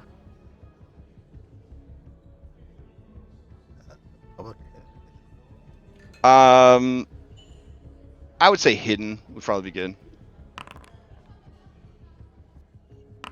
All right. Oh crap! I thought. Ooh, I'd also success. Sorry, I'd also just accept a recall knowledge because then that would cover society rolled and one. other stuff. Okay. Oh, you already rolled one? That was It when I was didn't. investigating. Oh, I see it all the way up here. Okay. All right. So, let's see. Okay. Stack, you're not sure who this lady is. But you are sure that her armor is top tier and doesn't show a lot of actual use, like wear and tear from battle. Zenny, you get the same vibe, but you're also pretty sure this is Duchess Trietta Risia of like the leader of the city of Alkenstar. Pretty sure. Bella, you are sure beyond any shadow of a doubt that it is Duchess Trietta Risia because you know that she has a reputation for espionage, cloak and dagger, and being very hands-on, unofficially and behind the scenes, where she is bound in red tape. Behind the scenes, she can actually do the governing of the city.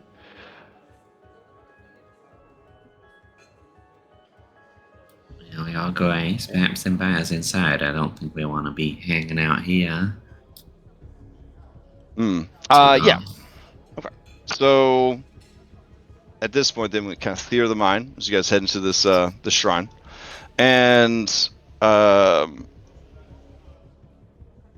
she stays near the doors and the stairs to the next floor as sort of just an instinctive precaution, more likely than not.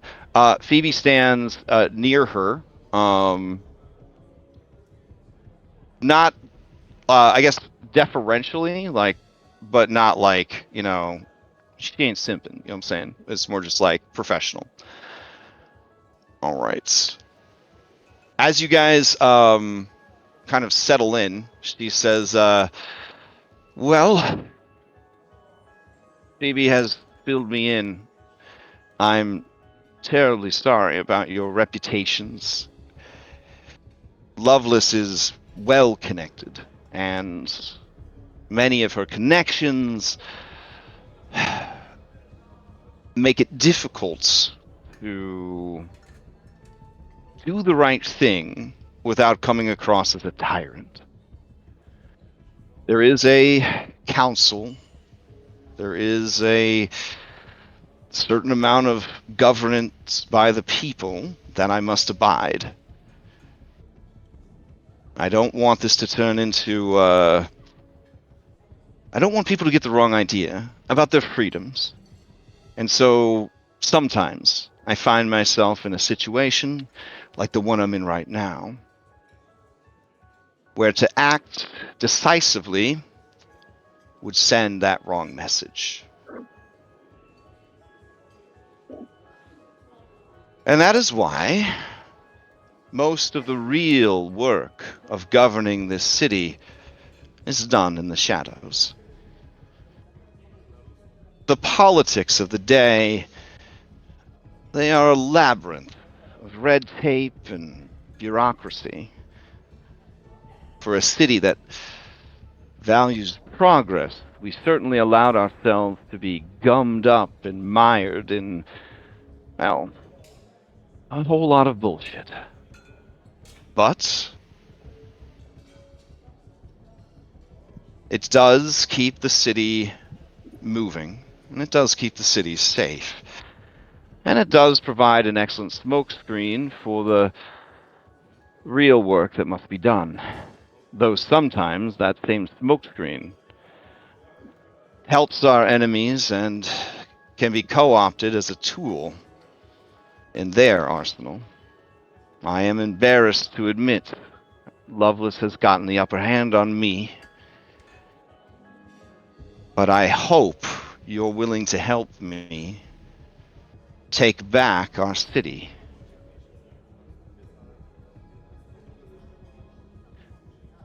Obviously, I have familial wealth and power.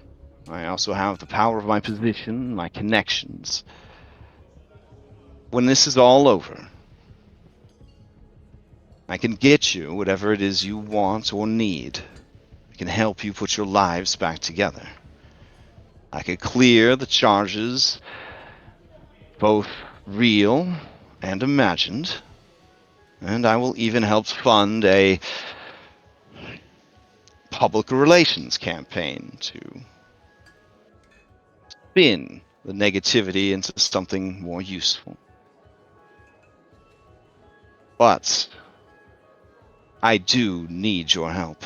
Alkenstar needs your help, and I'm going to be a bit dramatic here, and I'm going to say that the world needs your help. By all accounts, this Pyronite, just the damages caused by the experimental product, are devastating. Now, word on the street is that it's so easy to make. Well, that's not necessarily true. It did take two of our city's most brilliant minds to concoct it, and it did take all the other inventors and alchemists in the city weeks after seeing what was possible to cook up a similar product. But whatever it is that Lovelace has, it's legitimate. The damage to people is more than enough to wipe out blocks of commoners, everyday people trying to live their lives, but the damage to structures is staggering. A large enough detonation could level a small town, an entire district of a city. This is nothing that should be let out into the world. If it is, well, let's just say Bellinora, Gattleby, the two of you have changed the world forever. And I don't think that we can get the piss out of the pool. But maybe.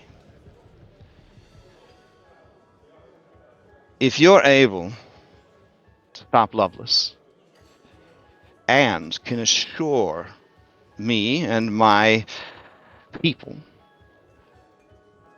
that the formula is secure, that it has not been leaked,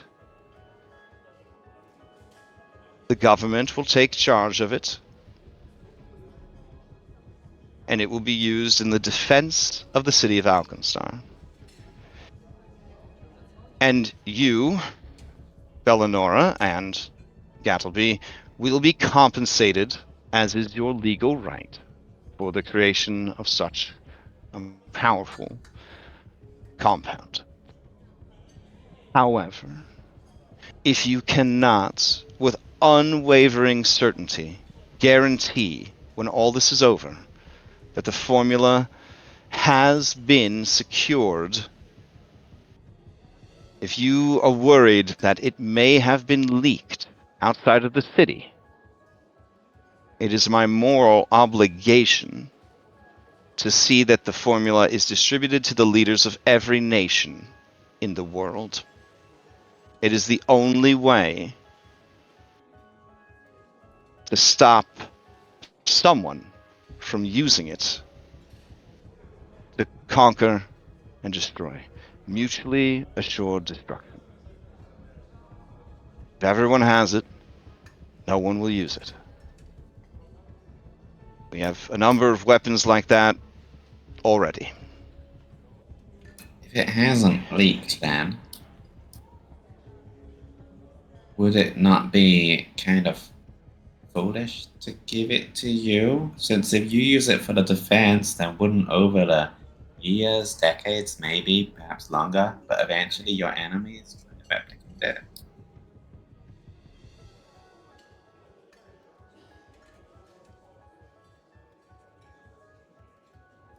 Maybe better to just burn it when we find it if it's not been leaked.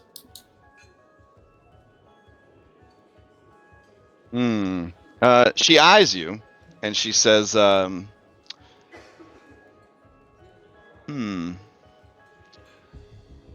perhaps, and on the surface, it might seem so.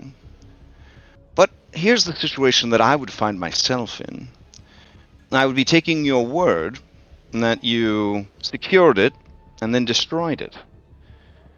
If I'm going to put that sort of trust in someone, well, I could trust a lot easier if I also had a copy of it.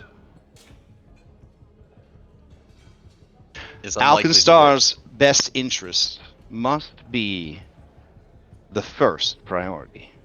So if we want our names cleared, we'd have to give it to you, but if we wanted to do the right thing, we would have to accept you not being able to trust us not getting our names cleared, but the scroll being destroyed.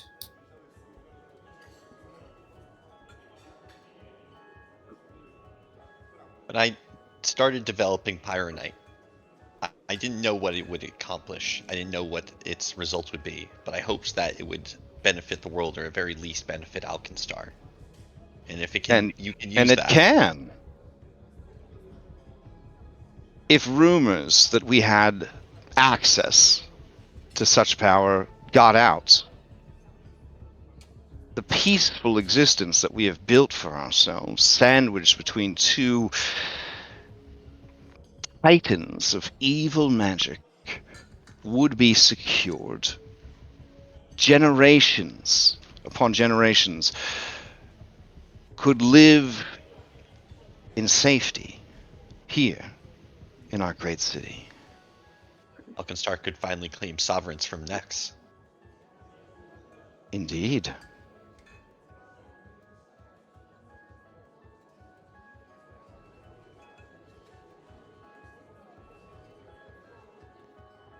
And you, all of you, if that is what you wish, would be a part of that process.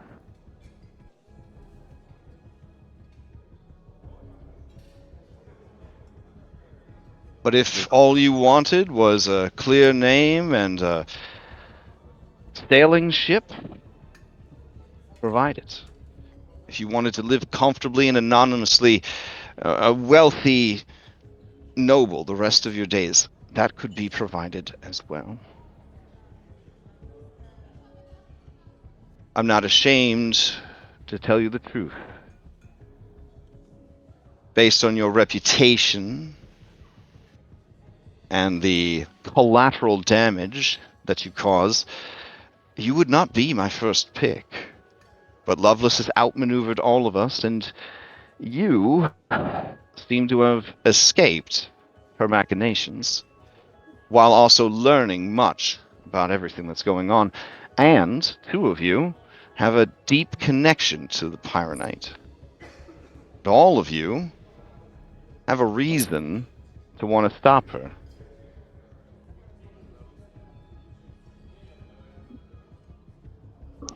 Walter's gonna look at Sid because I think a couple of days ago she was very worried about how Pyronite could change things.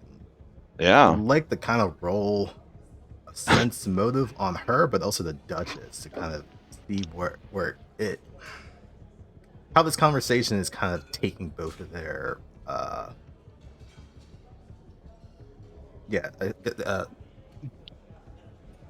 just a sense motive, getting a read for the room from the Yeah, sure.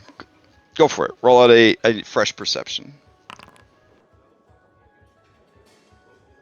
Okay. Yeah. So Sid looks worried. You can tell that getting everyone cleared of their charges and in the good graces of the government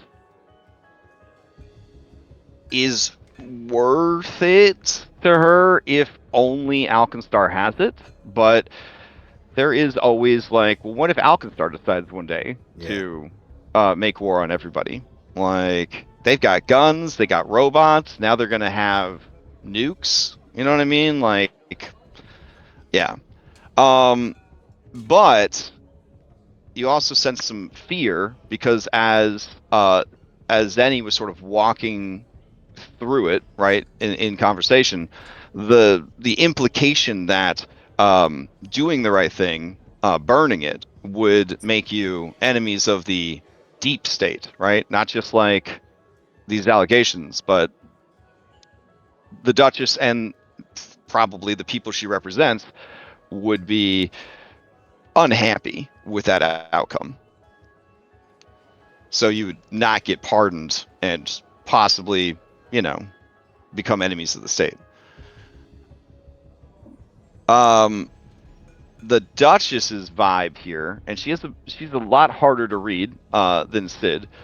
But the vibe on the Duchess is chaotic good on the streets, like neutral evil in the sheets kind of thing. Like, she has her public persona is like passionately like chaotic good, like, curse these laws, we need to do what's right for the people, and the people just eat that shit up. You know what I'm saying? They're like, yeah, if it wasn't, the Duchess cares about us, those big government bigwigs don't give a shit, like blah blah blah blah. But behind closed doors, operating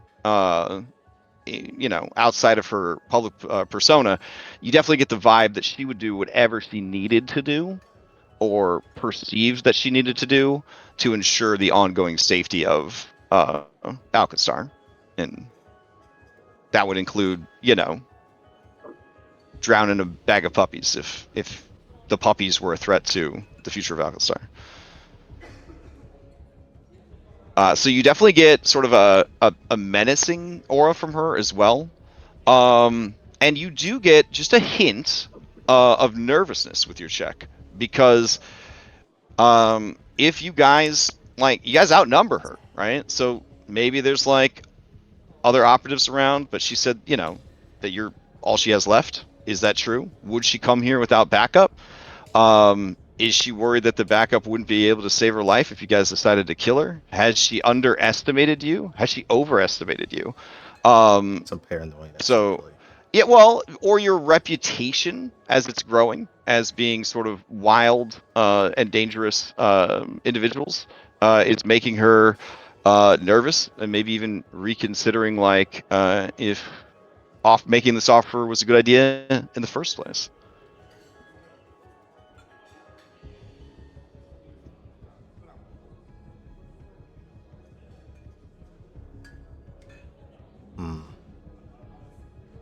Well, all this is well and good, but until we actually get the formula and stop Loveless, this is all just a bunch of theory. So we probably should just focus on that for now. And we'll cross the bridge of what to do with it later. He says, I understand you have a lead. You want to get into Vault 15. That was my question, BB, or yes, Duchess. The information we got from Mugland, does that check out? Are any of these Shield Marshal locations registered with you guys?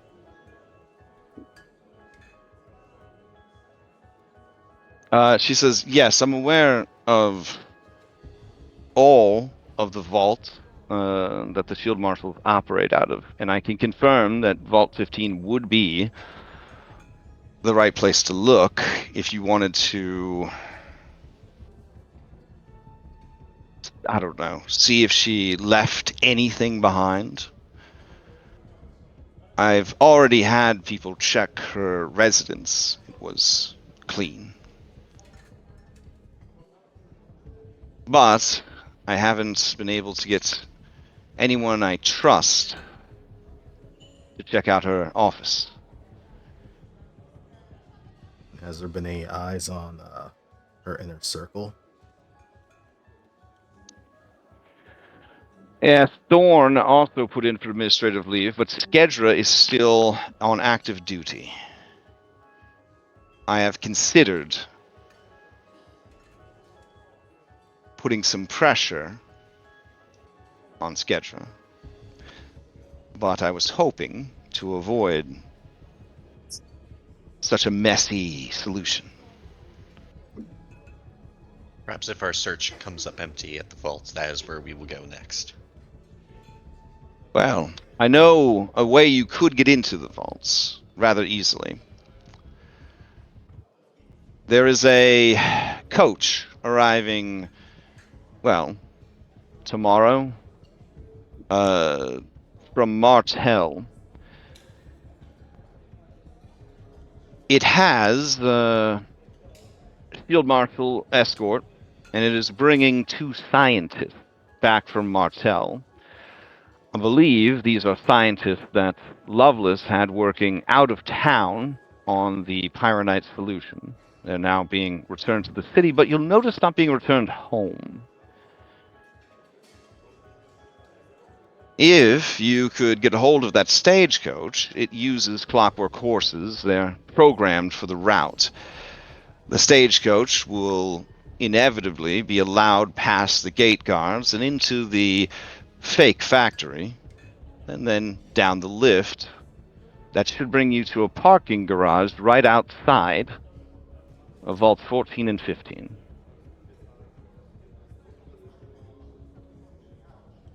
You're welcome to try and find a different vault access, but you would then be dodging, evading, bamboozling, and dealing with an untold number of SHIELD agents, many of whom are likely compromised. I don't believe that these individuals of Alkenstar's, well, I don't think they mean harm to the city. I think that they have simply been brought in and bamboozled with lies and promises. False pretenses of what they're working on. and what for. Exactly.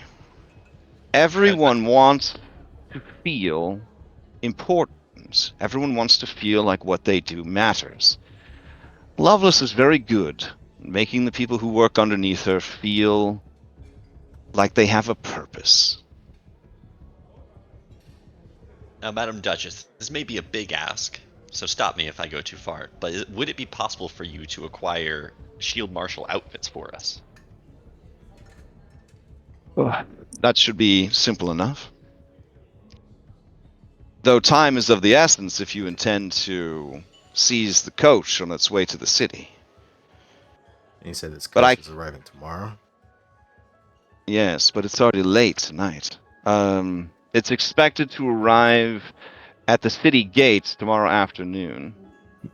You could try and intercept its route on the road from Martel to Alkenstar, but you'd need to leave tonight. Could you perhaps pass off these uniforms to our handler, and then we can meet up with her when we return to the city? I could certainly do that.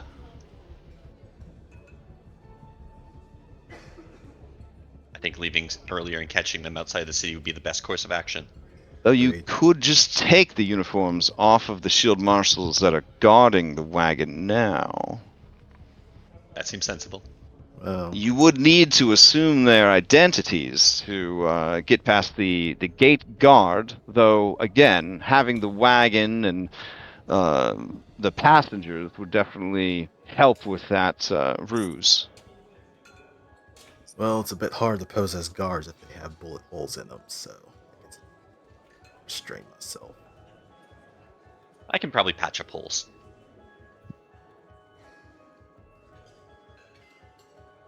From what I understand of your previous work, this sort of thing is, well, in your bailiwick. I mean, we're just adding stagecoach robbery to the list of crimes. Nothing too big fancy. Now, I did say I don't think the majority of these shield marshals have become corrupt out of ill intent. They have families, lives.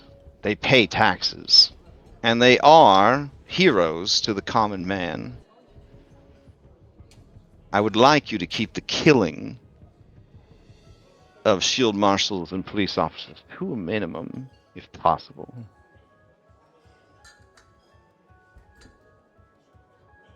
Obviously, such things are waived if they have any knowledge of the Pyronite formula.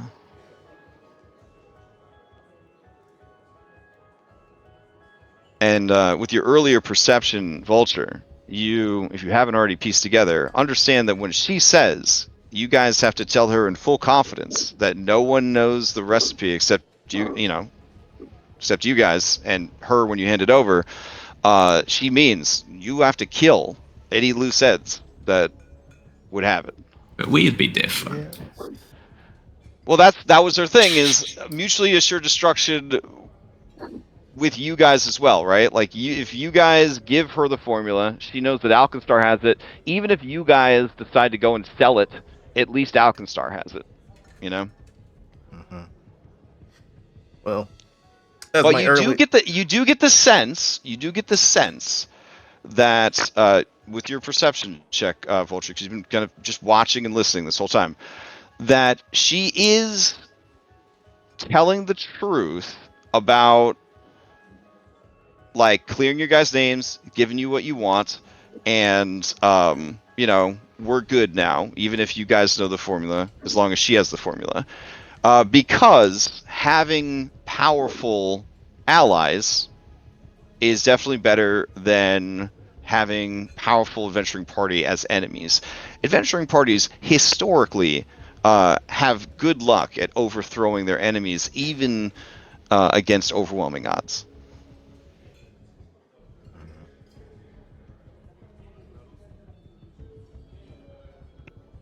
So, what about these representatives arriving? You know, do you have any eyes on them? Yes, there are two scientists by the names of Peyton and Oakley.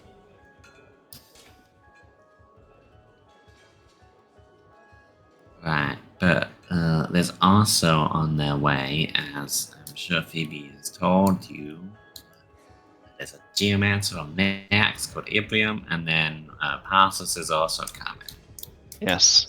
And my remaining agents are on the lookout for those individuals. Unfortunately, the most recent batch of wanted posters has everyone looking in all the wrong places for all the wrong people. How does it come to this that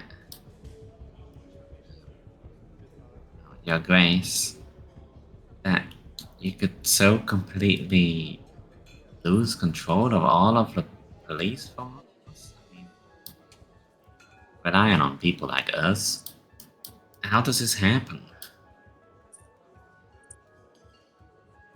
It happens the way most things that cause a great deal of change happens, very, very slowly, and then all at once. Alkenstar is a huge city, different than any other in the world. It is constantly growing, changing, and expanding in ways that no other nation is. We are constantly dealing with the need for new laws, new policies, taxation of new products, establishing a place in the world for us while also trying to get out from underneath the thumb and shadow of Nex. All while living in the shadow of fear cast by Geb to the south. Sometimes you have to trust others so that you can focus on what needs to be done. I placed my trust in Lovelace, a woman that I have known and admired since I was a child. And she betrayed me. Well, From the sounds of it, she's been around for a long time, so she's been planning this for a long time. Maybe not specifically the Pirate Knight, but things of similar nature. But You wouldn't be one able would to take. probably. You wouldn't be able to take a guess at how old she is, how long she's been around. It's rumored that she was bringing in bounties when the town was first starting. Back then, she was something of a legend, a paladin with a gun. But that's Something not went the woman wrong. that I met. The woman I met was always cold and calculating. She was beautiful and talented. I'm embarrassed to say that, having never known my own mother, I sort of idolized her a bit. And Vulture, you know that she's hurt real bad by this betrayal.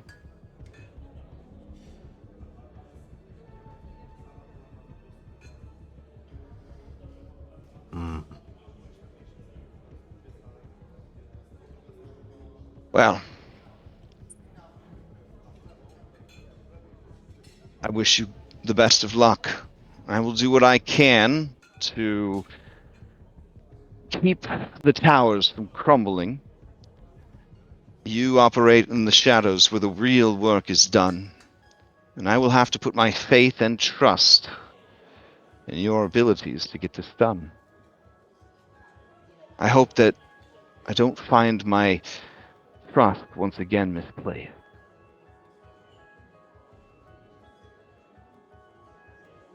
I may not have been born here in Alkenstar, but it has become my home, and I want to see it saved from this peril.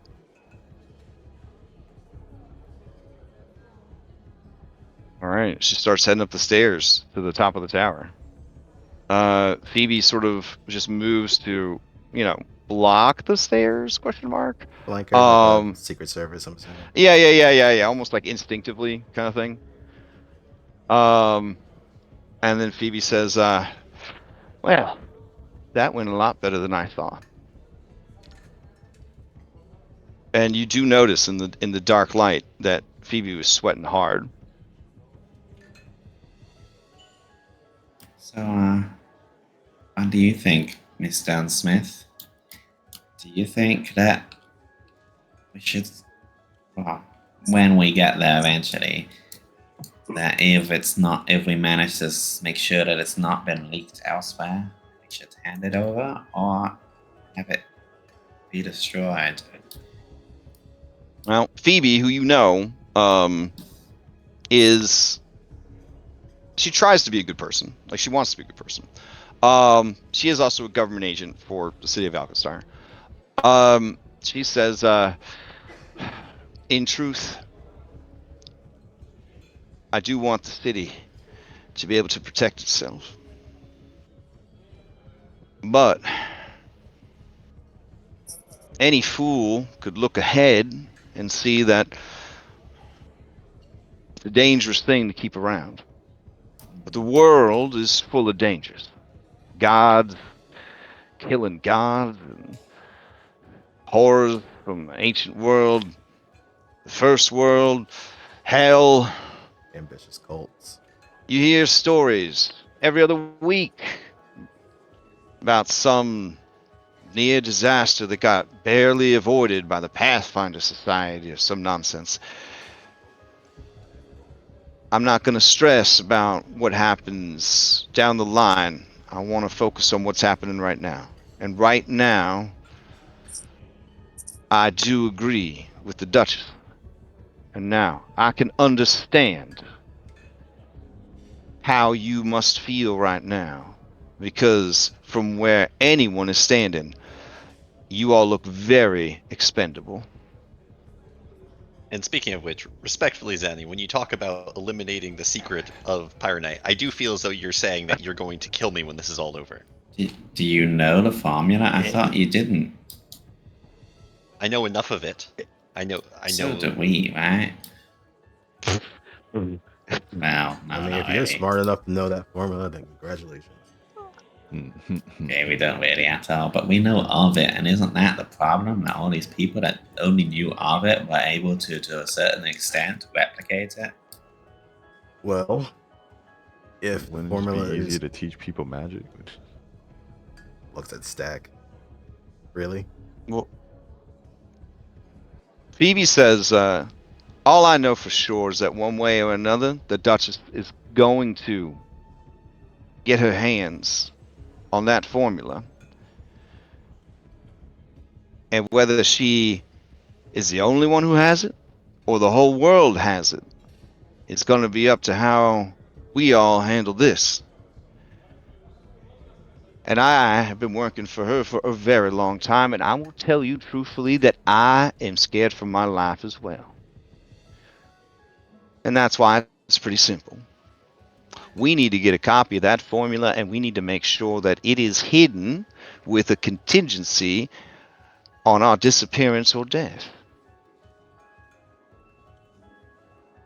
And for what it's worth, I'd rather be credited with the invention of this and allow my name to be cleared than spend the rest of my life afraid of this government hunting me down. I mean, one way to assure that is, I guess, you start working for the government whenever they need It that. doesn't sound so bad. We're already working for the government. Well, Isn't on paper, not black I'm books. sure the Duchess is very honorable, even when she's doing all of this behind the scenes, behind the people activities. But fact is, she's not gonna live forever. 20 years, 30 years, the secret passes on to her successor. Meanwhile, if she uses it to defend Alkenstar, then her enemies will also develop it. It's a short-sighted idea that might work for us today, might work for the next 10, 20 years, and after that, it'll be the same as if Mugland and Lovelace had spread it to the world. Well, Yeah. Mugland and Lovelace weren't going to spread it to the world. They're going to sell it to our neighbors and essentially our friendly enemies. Yep. The Duchess, I believe her when she says she will provide a copy of this formula to every nation in the world If it's been leaked. if that's what it comes to. And it's likely that that will be the inevitable outcome of this. You can't stifle innovation. It will eventually blossom and show itself to the world. That's My for father sure. But released... here's the thing. If it can be slowly released, then that's better. And if Alkenstar has it first and best, then that's also better. If it looks like the secret's gotten out anyways, I guarantee you she will meet with the other world leaders and she will ensure they have access to the formula. Her bloodline and its allies have worked too hard.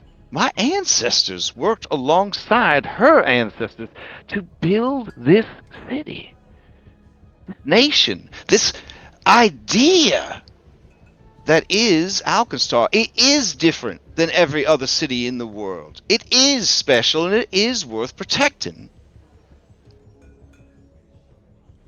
But Zenny, your way of thinking is going to lead to a witch hunt. You can't just find every single loose end and burn it off and cut it off. I mean, my way of Are thinking. you going to be the one that puts a gun to Bella's head? What about Vashon? Well, you don't have to answer that second one, but I was just wondering if I wanted to do the right thing or the self-motivated thing. Because I don't know anymore. And I'm hearing a lot of self-motivated thing coming from everyone else now. So, I don't know. I think we are acknowledging the inevitability of the situation. My parents went through this in their age. They released new technologies to the world, and it caused a lot of problems. And then But you also did the create- same? The cycle of time. I mean, if it wasn't Bella, it was probably someone else. without innovation, there's no progress. I don't want to be hurtful to where you come from, Zenny, but like the rest of the world, they don't live like Geb. Geb's been doing things the same way for centuries, more than centuries, for as long as people can remember. And it works because it's magic. But for people that don't have that, we got to find our own way. And despite the problems, there are some great things that come from innovation. It changes the way people live, gives better quality of life. I mean, don't get me wrong, I do kind of like, I am quite tickled by the idea of next time some massive monster arrives from the depths of the past, 10,000 years old, before the rocks fell from the sky and brought the darkness to the earth. It comes up, and then there's just like 5 nations waiting there, each with a ton of paranite to greet it with a shot to the face. That would be quite funny. Ooh, I could develop a payload for the no.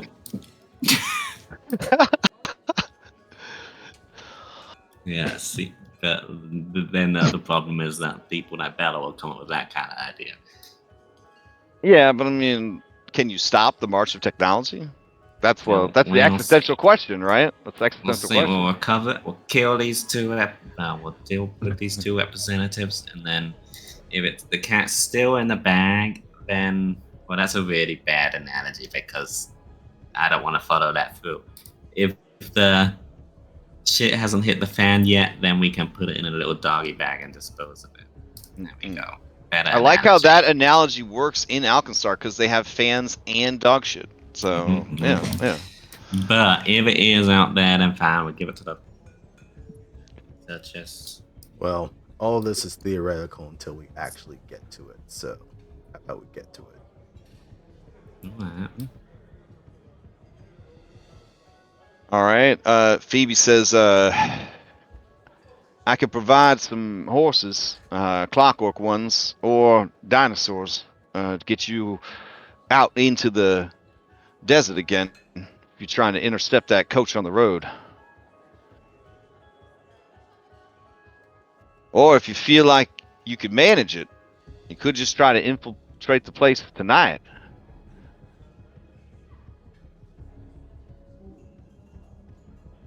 I'd probably like to go the path of least resistance. So, But if we get Sounds these like disguises and try and sneak our way in, then we're gonna have to trick them, and we suck at that. We're really bad at trickery. Oh, Phoebe also says there's also the issue of this. If you get made while you're down there, you're going to, and she pulls out something that says Outlaws of Alkenstar Book 3. She pages through it. She says an unlimited number of enemies that will. That's a lot of enemies to deal with. And after you finish your business down there, you still got to get out. That's where going undercover as the stagecoach guards might be the smarter route. Infiltrating one direction, fine. Infiltrating two might be pushing your luck. But it really depends on where you find yourselves in your skill set. We have neither the stealth nor the deception to pull this off. Ah. like I said, I think the stagecoach is the path of least resistance. So, I agree. I'll take it. It might take a little more time, but it'd probably be worth it. All right. If we don't get caught, we'll save time on the tail end.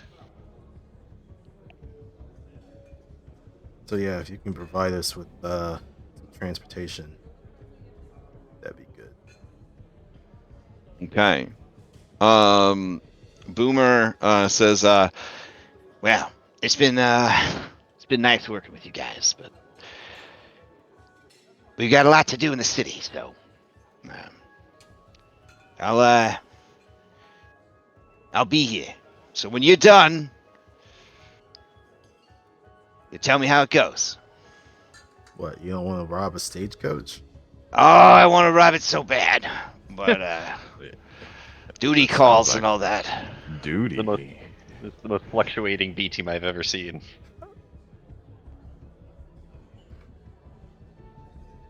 All right, and then you see Boomer Boomshanks has left the B team. Appears in your UI. Hey, listen, you got Percival. That's that's Yeah. pretty good. Yeah. Trade-off. We have Potato. And he's He's clean moved now. up in Look, ranks. character growth. Who's clean, potato or Percival? Percival. Okay. Potato literally eats dirt. He's pretty dirty. So. All right. Do you guys want dinosaurs? Or do you want clockworks? I'll take a Clockworks clockwork, is please. crafting. Dinosaurs is nature. We still have that Pachyosaur from day one. You want Somewhere. that Do we? particular Pachyosaur? I mean, if we still have it, sure.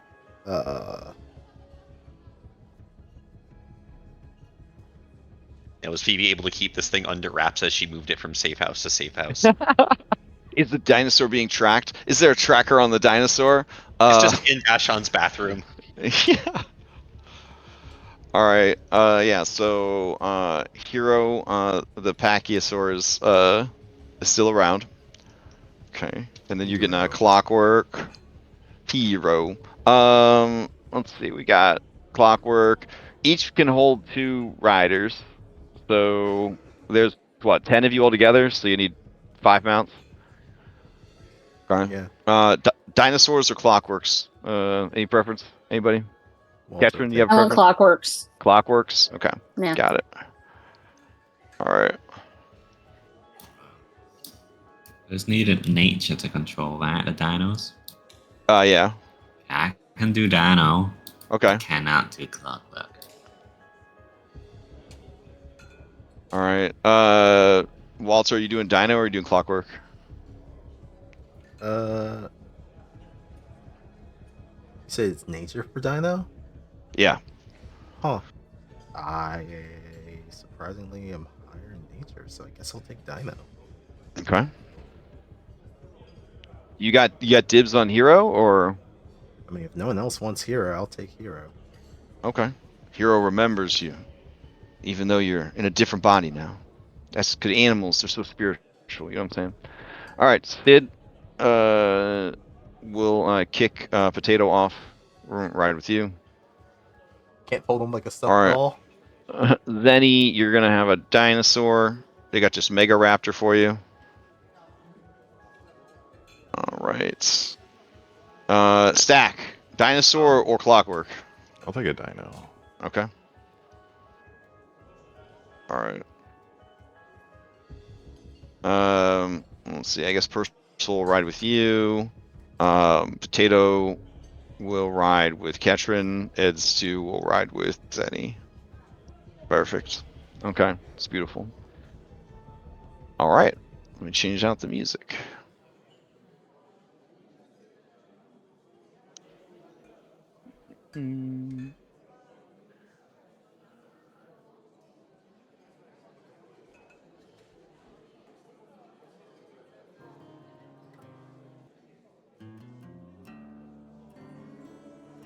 Okay. So on your mounts, no checks required because you're out of you're in exploration mode or whatever. You guys would ride on over to or the gates, leave the city, and head on down the road towards Martel. All right. Let's see. The goal is to find a good ambush spot before they reach the city. So I don't know how far out you want to go. Like as far as you can ride before you run into them, or do you want to be like maybe a couple hours outside of the city and then find an ambush spot? I'd say a couple hours and find an ambush spot. Okay. All right. Sounds good. Put you guys down. Let's see. Sorry, I'm getting the map set up, and then I'll move you guys over. We have a bridge between here and there. Looks like it's on the other side of the river. On the world map of Martel? Yeah. Yeah, but that would be like several days to get to Martel. Yeah, Martel is on a river, but it's several days ride to get there. All right, move all that, and then we hide this and this. All right, and then let me see over here. We got these guys. All right, cool. And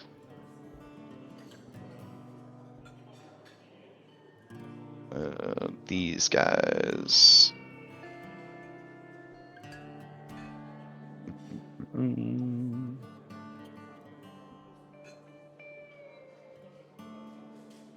All right, and then the science kids. Can't forget the science kids.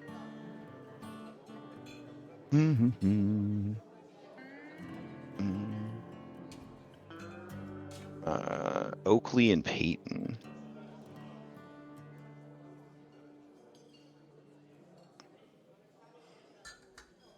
Nice. Okay.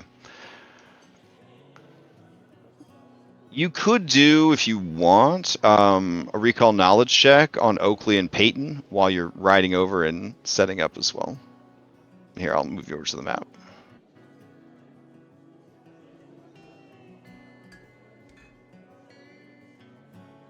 All right, so we'll say couple. Oops. There you go. Couple of hours to get the horses and get ready. Couple hours to ride out. So it'd be about 4:50 in the morning. So like an hour and change away from sunrise out in the desert.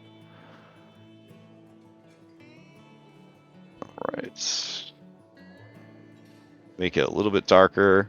There you go. And ooh, some knowledge checks. Okay. Let's see. Bella, with that check. Oh yeah, you would definitely know of these people. You could tell me if you know them personally. Walter, you have not heard of these people. May have attended a lecture if they came through Blythe here. Ketrin, you know that Peyton, a half elf, which I don't think we're allowed to say anymore, but a half elf, actually grew up in your orphanage. Ooh. Yeah. He was always a nerdy boy, but also a tough guy. So he was always ready to defend himself and others, but he also nearly blew himself up a few times. He actually blew off the right side of his face and his right ear with one of his experiments. Scars he still bears to this day. And the exposure to the fumes and stuff, he ended up having to get corrective lenses because he burned out, like his retinas at some point off of chemical fumes. He's a little reckless. He was a reckless kid, but he was a good boy. He was a good boy. Let's see. Here he is. And then Bella, you know of him. He has a reputation for dealing with volatile and experimental and dangerous chemical compounds. He frequently does freelance work for the government or the highest bidder.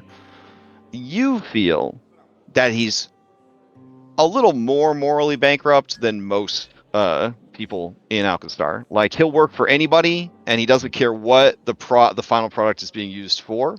Only that he has an opportunity to make some money and do his work. It is believed that his focus on success and finance has to do with him being an orphan from the slums. And, secret passive racism that's probably still going on, even if Paizo doesn't think it is. Because people are cruel. Hurt people. Yeah. And then Oakley is a damn peer from an immigrant from Geb who specializes in combat gases, essentially. So, like, gas-based weapons that can be used in combat setting, militarized gas technology.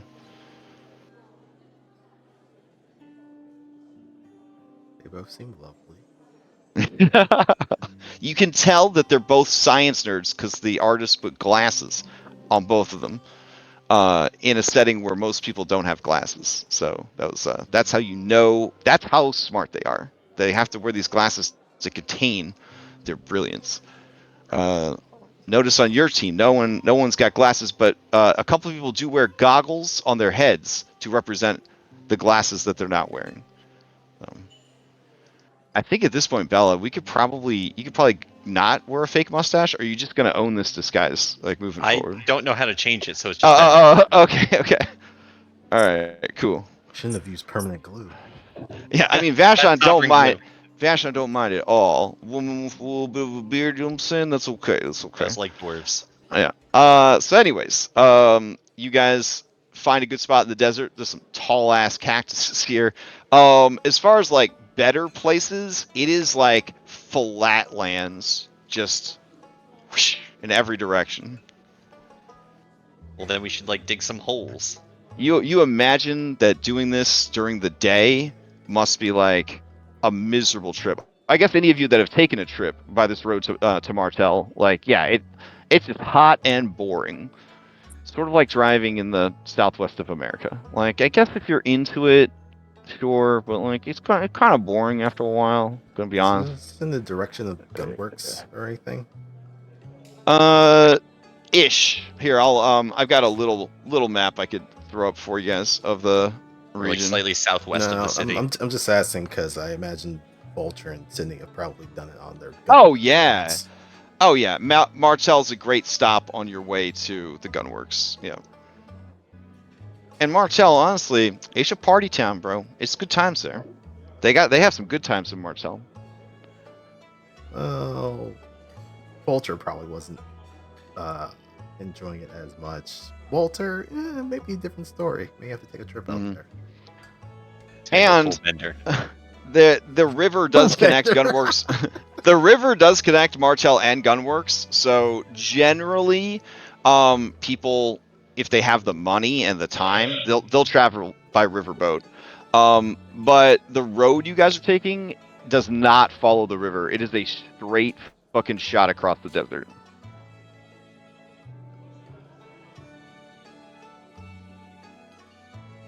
So just a hard southwest line. All right, so you guys tell me how does this work? They're going to be coming from. I'll mark it on your map. Let's see, this direction.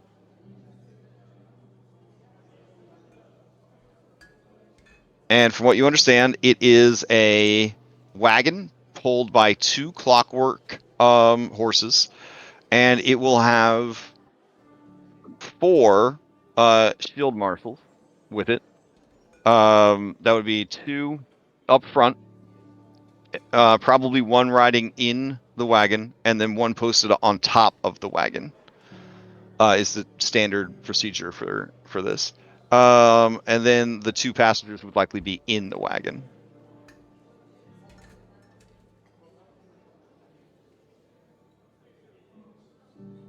So, maybe a pincer maneuver. Kind of splitting up a little bit. Go after both sides of the wagon, attempting to get to the drivers to get them to pull over, disable the guy on top. Hopefully, they all stand down. It's a good idea.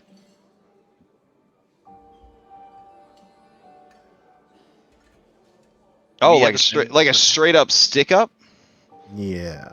Oh. What if I told you the riders were ready for that? And they even tell me exactly what DCs I'm looking for, what skills I need to basically like balls out, be like, get out of here and leave the wagon. Who amongst us is a master of intimidation? Intimidation.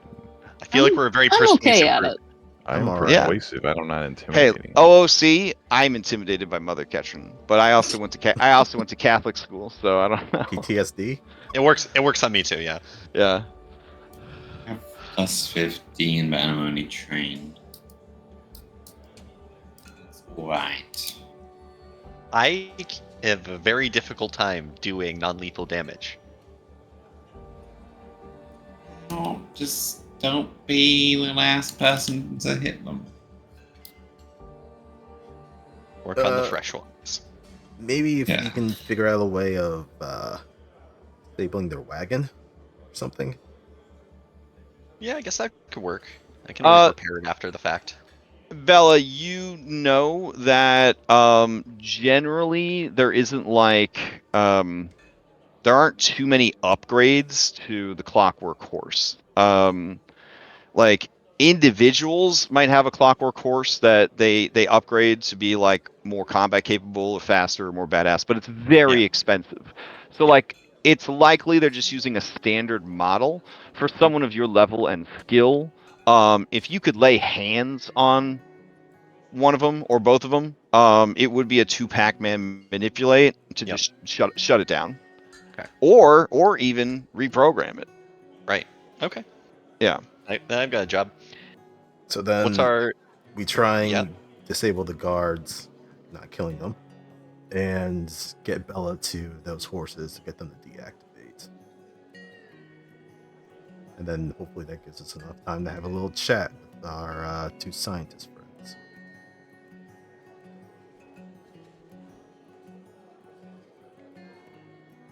Hit hard, hit fast. All right, But how are we playing to hide from them in this plain out open desert? As a cactus. Yeah, get sewing, Bella. We're gonna need 10 cactus costumes stat. So It's just potato. very far from the road. Now your B team, you could just say, "Hey, take the mounts off into the distance," kind of deal. Yeah. But if you wanted to say, "Hey, now we don't have to worry about 5 mounts and 5 NPCs," that would help. We could maybe however, dig it would mean that if combat did occur, the B team would be essentially being used to keep your mounts alive and hidden, so they would not be available for the combat. with that. Yeah, but Canada, right? What's the moon like? Is it a well lit Oh, night or a it's dark super dark. Yeah, it's waning crescent moon, so there's still enough moonlight for you guys to see and set up an ambush, but like it's not enough to yeah. And also, I need to know how many hours outside of town you were, because they're supposed to arrive at the town in the afternoon. So you would be waiting X number of hours, right, to get to them. So if you only wanted to travel like 3 hours outside of the town, for example, you wouldn't be jumping them until maybe 2 or 3 in the afternoon. Would that be enough time for us to get a long rest in so we're not exhausted when this kicks off? Or If you only go like 3 hours out, yeah, you guys could set up like a little camp area and then try to get some sleep. Which, I mean, technically you all have your spells back and stuff because you were able to rest before the meeting with the Duchess. But this game is pretty strict about getting sleep, so you wouldn't want to be fatigued, probably. Yeah. Yeah, Also, our dark vision elixirs only last for another 19 hours. I don't know if that's going to cover us. Probably, but Should be. Yeah. but it'll be in the day. Yeah. It'll be during the day. And traveling is for like the 3 hours that you didn't encounter them yet. So if you kept going to just try to travel until you encounter them, it would also be daytime by the time you encounter them. So if you want, I could advance the clock 6 hours to 11 a.m. And then you guys could get the sleep that you needed. Yeah, I'd rather not be fatigued when this happens. Okay. So according to the math that I'm hearing, it isn't really possible to ambush them anymore. Yeah, I don't think you'd be able to make it in time. Yeah, because they're still a ways out if they're not showing up until tomorrow afternoon. So if it's not night, we're gonna have a way to hide. Could we dig like a foxhole that we could like put a tarp over or something? Tarp over, that's pretty dope. Yeah, I mean, you guys have crafting skill. I mean, really one of the strongest skills outside of combat in Pathfinder, in my opinion. So yeah, you could use crafting to do a little dugout. Well, I do have a question. Is this road known to have other traffic going on it? It's the only road between here and Martel. It's also the only road, essentially from. Let me check. Oh hell yeah! No, they do have a road that goes straight to the gunworks. So there is a road from Martel to the gunworks, and from Martel to Alkenstar. But then generally Alkenstar to gunworks, they just use that straight away. Okay.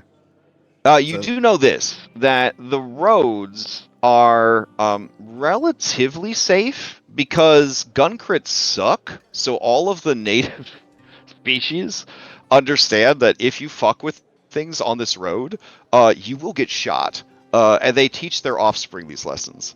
So they really don't. They're relatively safe, which is interesting. It's only if you wander off the roads into the mana waste that you may have heard it's pretty rough out there. Oh, just a little bit.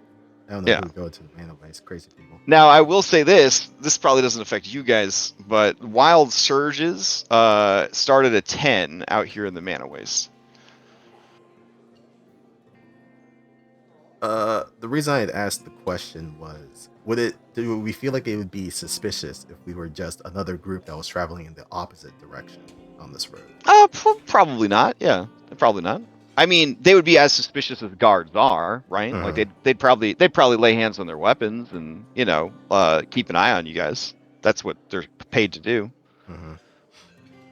Another ask is, would I forget how they call it in Thor, if we go with the I need help plan off the side of the road, would they be willing to assist? Or would they just bypass us and keep going?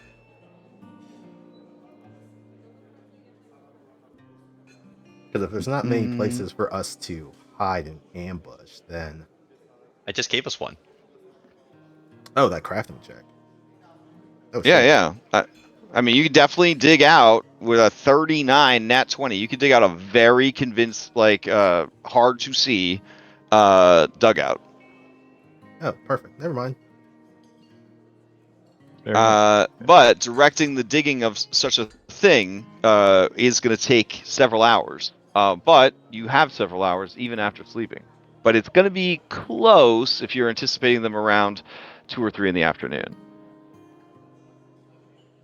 I would say that conveniently, you could dig one that could fit up to 5 people. People, not mounts. Right. Okay. Yeah, we'll say it takes about 2 hours with everybody working together, including the B team. Then, sweaty, sunburnt, and covered in blisters, you would send the B team off with the mounts? Question mark. Or do you want to keep mounts handy in case you have to get to a chase? You have to send them away, or this whole thing's pointless.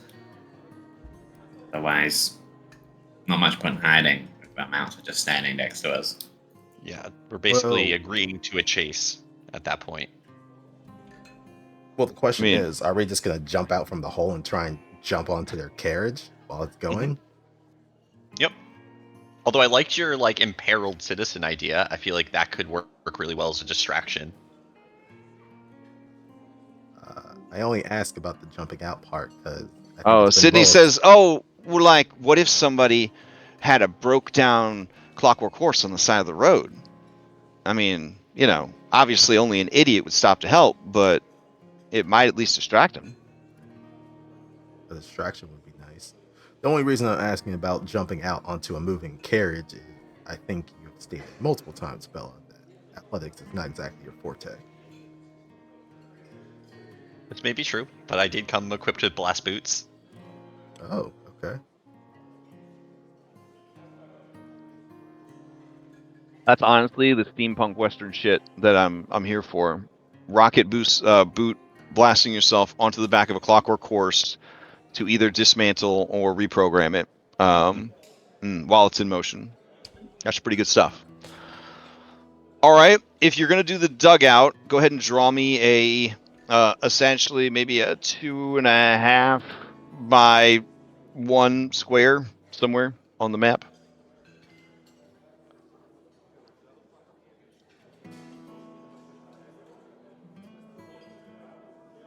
I'm thinking next to the road, here, kinda. Okay. All right. Any other suggestions or plans? Otherwise, it sounds like you're gonna wait for them, and then as they approach, roll into initiative? Question mark. So I guess Yeah, the rest and of then us could be hiding in the hole, maybe Representing time slowing down enough for you to, do the things you need to do. And they don't just go right by at however Maybe- fast they go. maybe have one of the clockwork horses in the middle of the road, kind of on the ground. Slightly up ahead, Yeah. so that they're next to us when we jump out. Mm-hmm.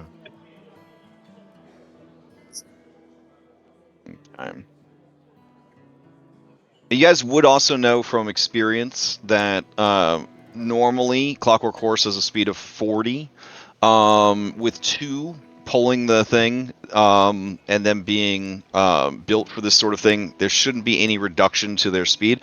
If there was 1 having to pull a disabled one or a broken one, it would be encumbered for sure, and that would slow it down. If it was fighting with another one for which direction it goes, that could possibly just stop them or tip the wagon or some other thing. They do have an ability when needed to increase their speed to 50, which would add another 30 altogether to their overall speed. So they are capable of bursts of speed. Hitting the nitro. And you also know with full confidence that you guys are much higher level than these horses. You know, a well-placed shot could maybe kill one of the horses outright. Last. But then you would have to replace one of the horses. But you do have your own horses that you brought with you, or repair it. You know, that might take a while though. This ain't 5e where you just go up and 6 seconds later you have fixed the robot. Well, you do have a backup horse if you have 2, right? Backup horses. So if you do damage the horses in the fight, you at least have some backups.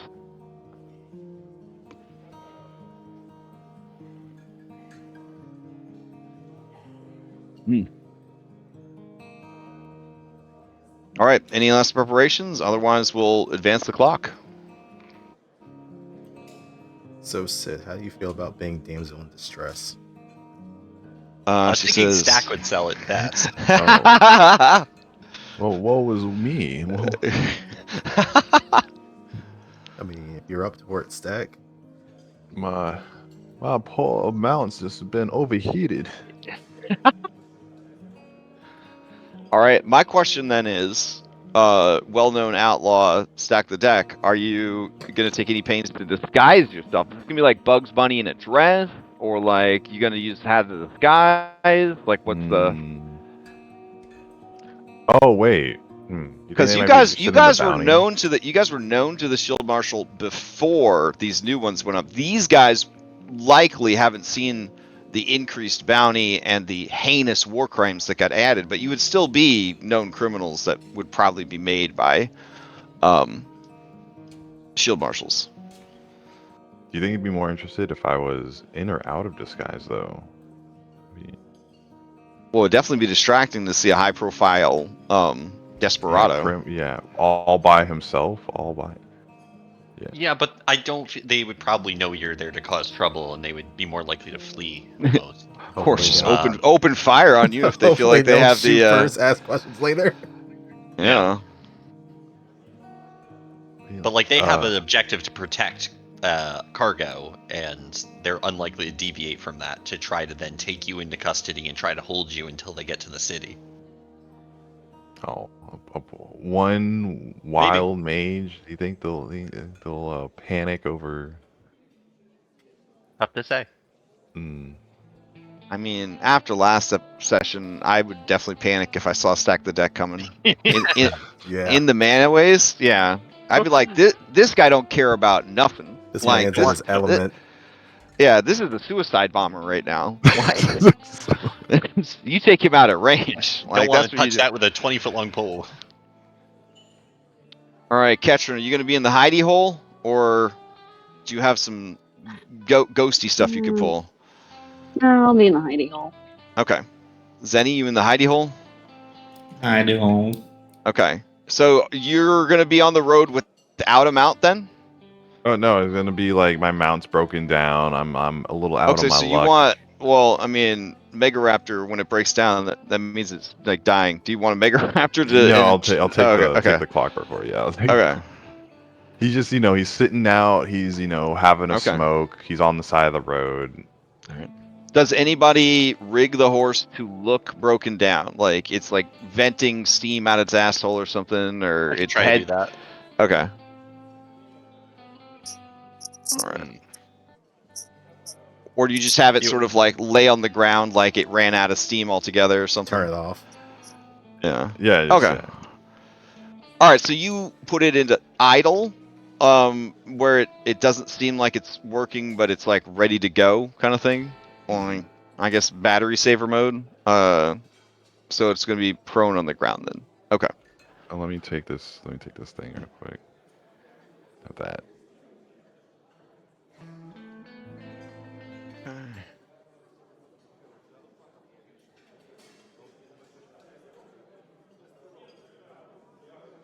Does anybody hear people talking? Yes. Yeah. Okay. In the back. Wonder why that never turned off from that scene. There you go. I'm sorry. Yeah. Damn, that's been going the whole time. I'm so sorry. All right. The Let mana me wastes are change that. haunted. I was gonna say, I thought the yellow silk curse is back. Okay. Just over the ridge, you think you see a mermaid. No. It's just an illusion. Oh, let's see.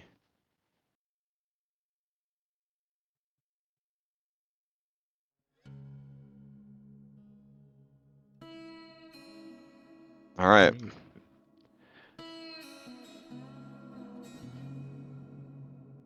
As you stand there in the hot sun. Percival with me. You know. Oh, because you Oh. have one of the mounts here. Yeah, sure, you can. Basically, you were trading the mount's life for having, being safe for having but by not having the BC member. But since you have a mount here, yeah, sure. Okay. The cat is miserable. It lays down, panting in the red sand of the desert. Yeah. Thought he would sell it good.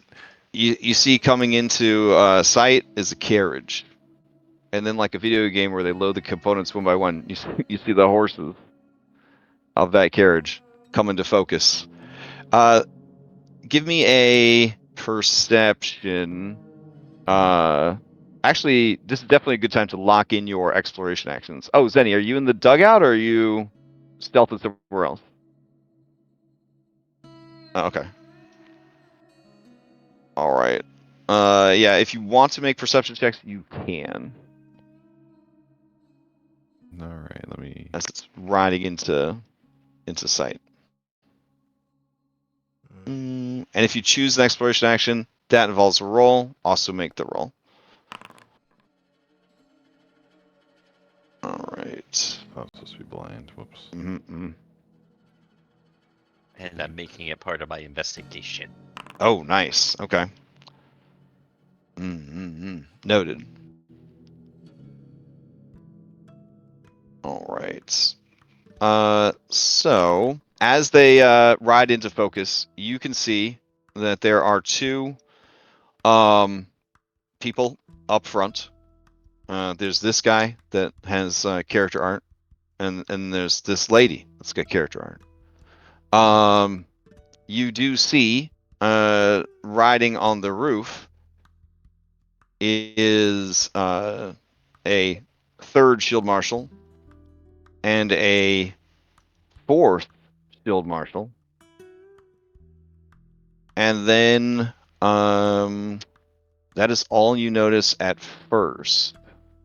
So I'll move the wagon because it's a background tile.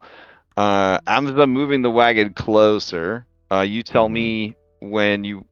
Well, I guess they would see you. You're not hiding or anything. So yeah. All right, yeah. So I guess as they come onto the scene, they would kind of be like, whoa, and slow down. I'll move them over. It's at this point that you would see there is a third person on the back of the wagon. And this person is dressed different than the shield marshals. Bella, you recognize that uniform. That is the uniform of a leadsmith. They are a mercenary company. They are highly sought after for their professionalism and ruthlessness. And they are often employed by the government as like private police to support efforts by the shield marshals and local law enforcement when things get real bad, like when there's like riots or stirrings of political unrest and stuff like that. They're the Pinkermans. They're the Pinkermans of the setting. They are actually I don't want to say ruled, but the boss of the leadsmiths is a Cyclops gunslinger. You want to talk about overcoming the adversities of your birth. Of depth perception? Yeah, most Cyclops cannot make very good ranged attacks. It is known.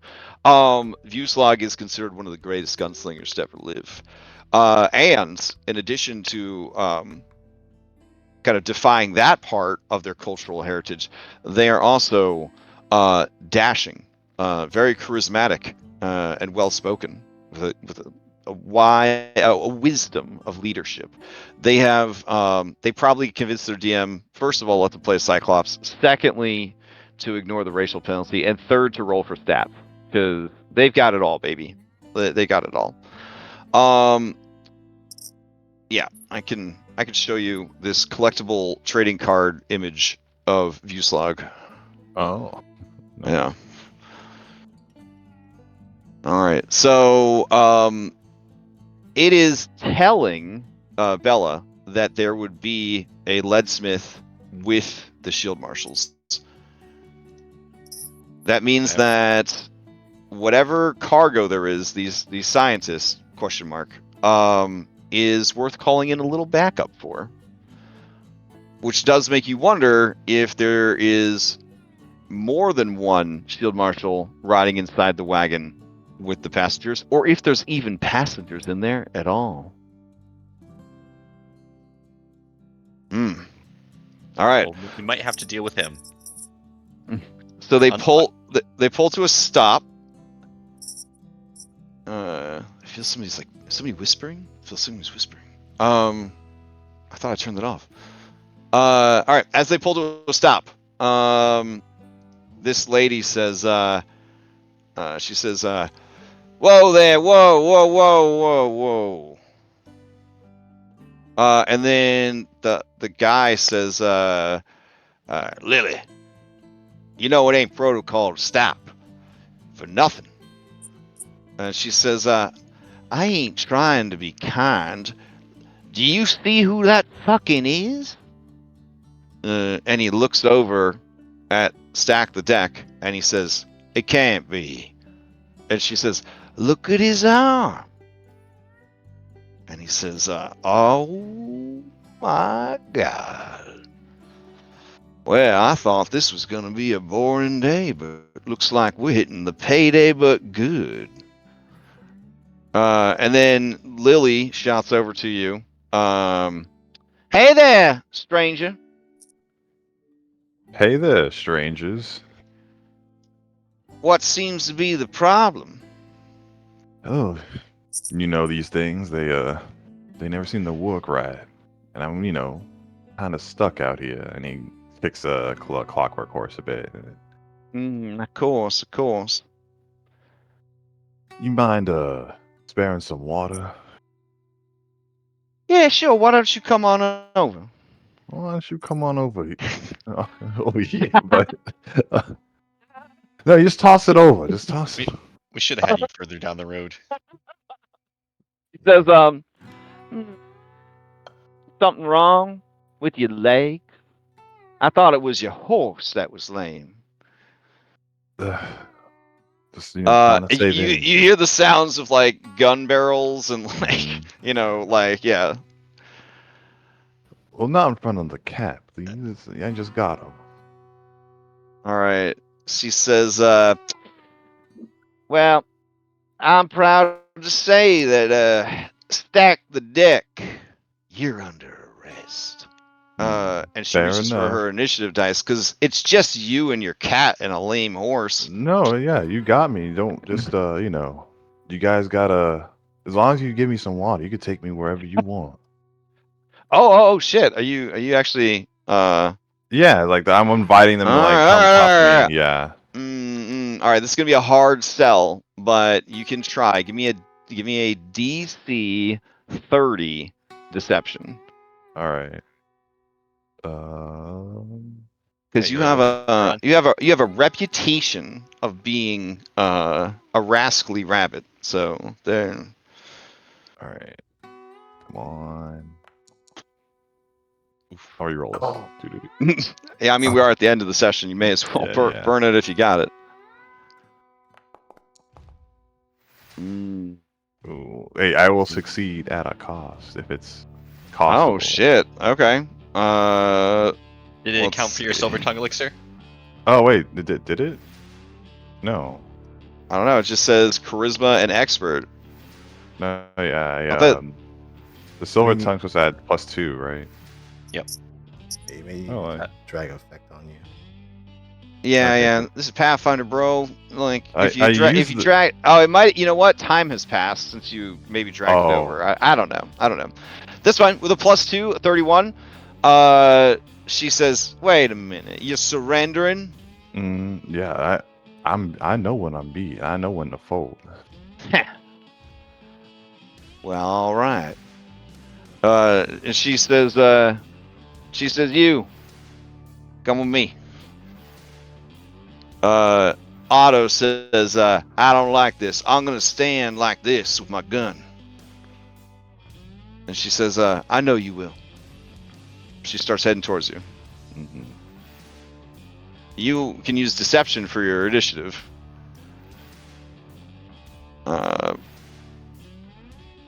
right. So as they approach you, she would say, "What the hell is that thing? I thought it was just some kind of dog. You know, that's my cat. Percival, say hi. Is it sick? No, he's just, man, he's Is it a special. mutie? No, is he? Are you? And You he know kinda what? scritches Get his on the Percival up. ground! No, on the ground! They have their guns out. They're aiming at you. Your cat has unsettled them, Oh, but no, they have gotten close. They're starting to move closer. Are you getting on the ground? Yeah, when they get like right here. Yeah. Well, that's where we'll say that. Yeah, we roll into initiative. There you go. We are still reaching for our initiatives now. Oh, absolutely. Everyone should Yeah. definitely roll their initiatives. We will close out with everyone rolling initiative. And then I guess in 2 weeks, we'll find out what happens next. I think there'll probably be a wild surge, if I had to guess. I think there'll probably be a wild surge. A couple. Just a few. Damn it. We're all re-rolling our initiative. You might as well at the end of the. Or I'm out. That's why I'm like, yeah, we should roll initiative before we end things. get them rerolls done. All right, and then I'll roll the NPCs. We I just love the blundered into sound of key like part of this this plan. All right, and that's where we'll pick up next week. When we made this plan, I was like pointing over here for the horse spot, which would have lined us up very nicely. Mm. It's all good. It's all good. Now they're All not right. all split up. So this is going to be a low to no cover. I guess you'll have cover from the dugout. Gunfight in the mana waste. So, yeah. Obviously, you don't want them to cut and run, leaving their allies behind, but saving the cargo. So you're gonna have to think about priorities. But we'll refresh in our minds everything that's going on next session, so that we don't walk into this blind, essentially. All right, sweet. Quick announcements. Yeah, we're not gonna have any games on the 29th. Wait, no, yes. Sorry. I gotta walk it back from there. Hold on. We're not gonna have any games the 25th, the 27th, the 28th, or the 29th. I'm just gonna eat ramen noodles that next week, I guess. And then, other than that, I don't see any interruption of service for us. And we should have Foundry 12 by the second week of August. So, for better or for worse. As more revisions come out for more classes, if your class is affected by a revision, you can obviously do a free respec as long as you're staying in that class. And then any outside the game announcements, yes. Nightfall, the game I run on Thursdays, the first Strahd game, it will likely be over August 8th will be the last session of Nightfall. That means that in September, I will start running Crown of the Kobold King in that spot. It is a Whoops All Kobold adventure, so everybody would play as a kobold, and it's like a kobold spin on a kobold-centric adventure. It's essentially a mini sandbox, double dungeon town, milestone based adventure where you are pretty much just given a vague or very specific milestone that you know what you need to do to get, and then you just find a way to do it. Like I don't know, like Grand Theft Auto or something. Like I want you to steal this car. I don't care how you steal it. Go get the car for me. So that's how the campaign would really play out across a small region and two dungeons that'll be accessible from the very beginning of the campaign. If that sounds like something you're interested in, after I give the Nightfall group first dibs, I'll be posting for any additional slots that are available on the Discord server. It is a, I believe, 1 to 6 adventure, maybe 1 to 7.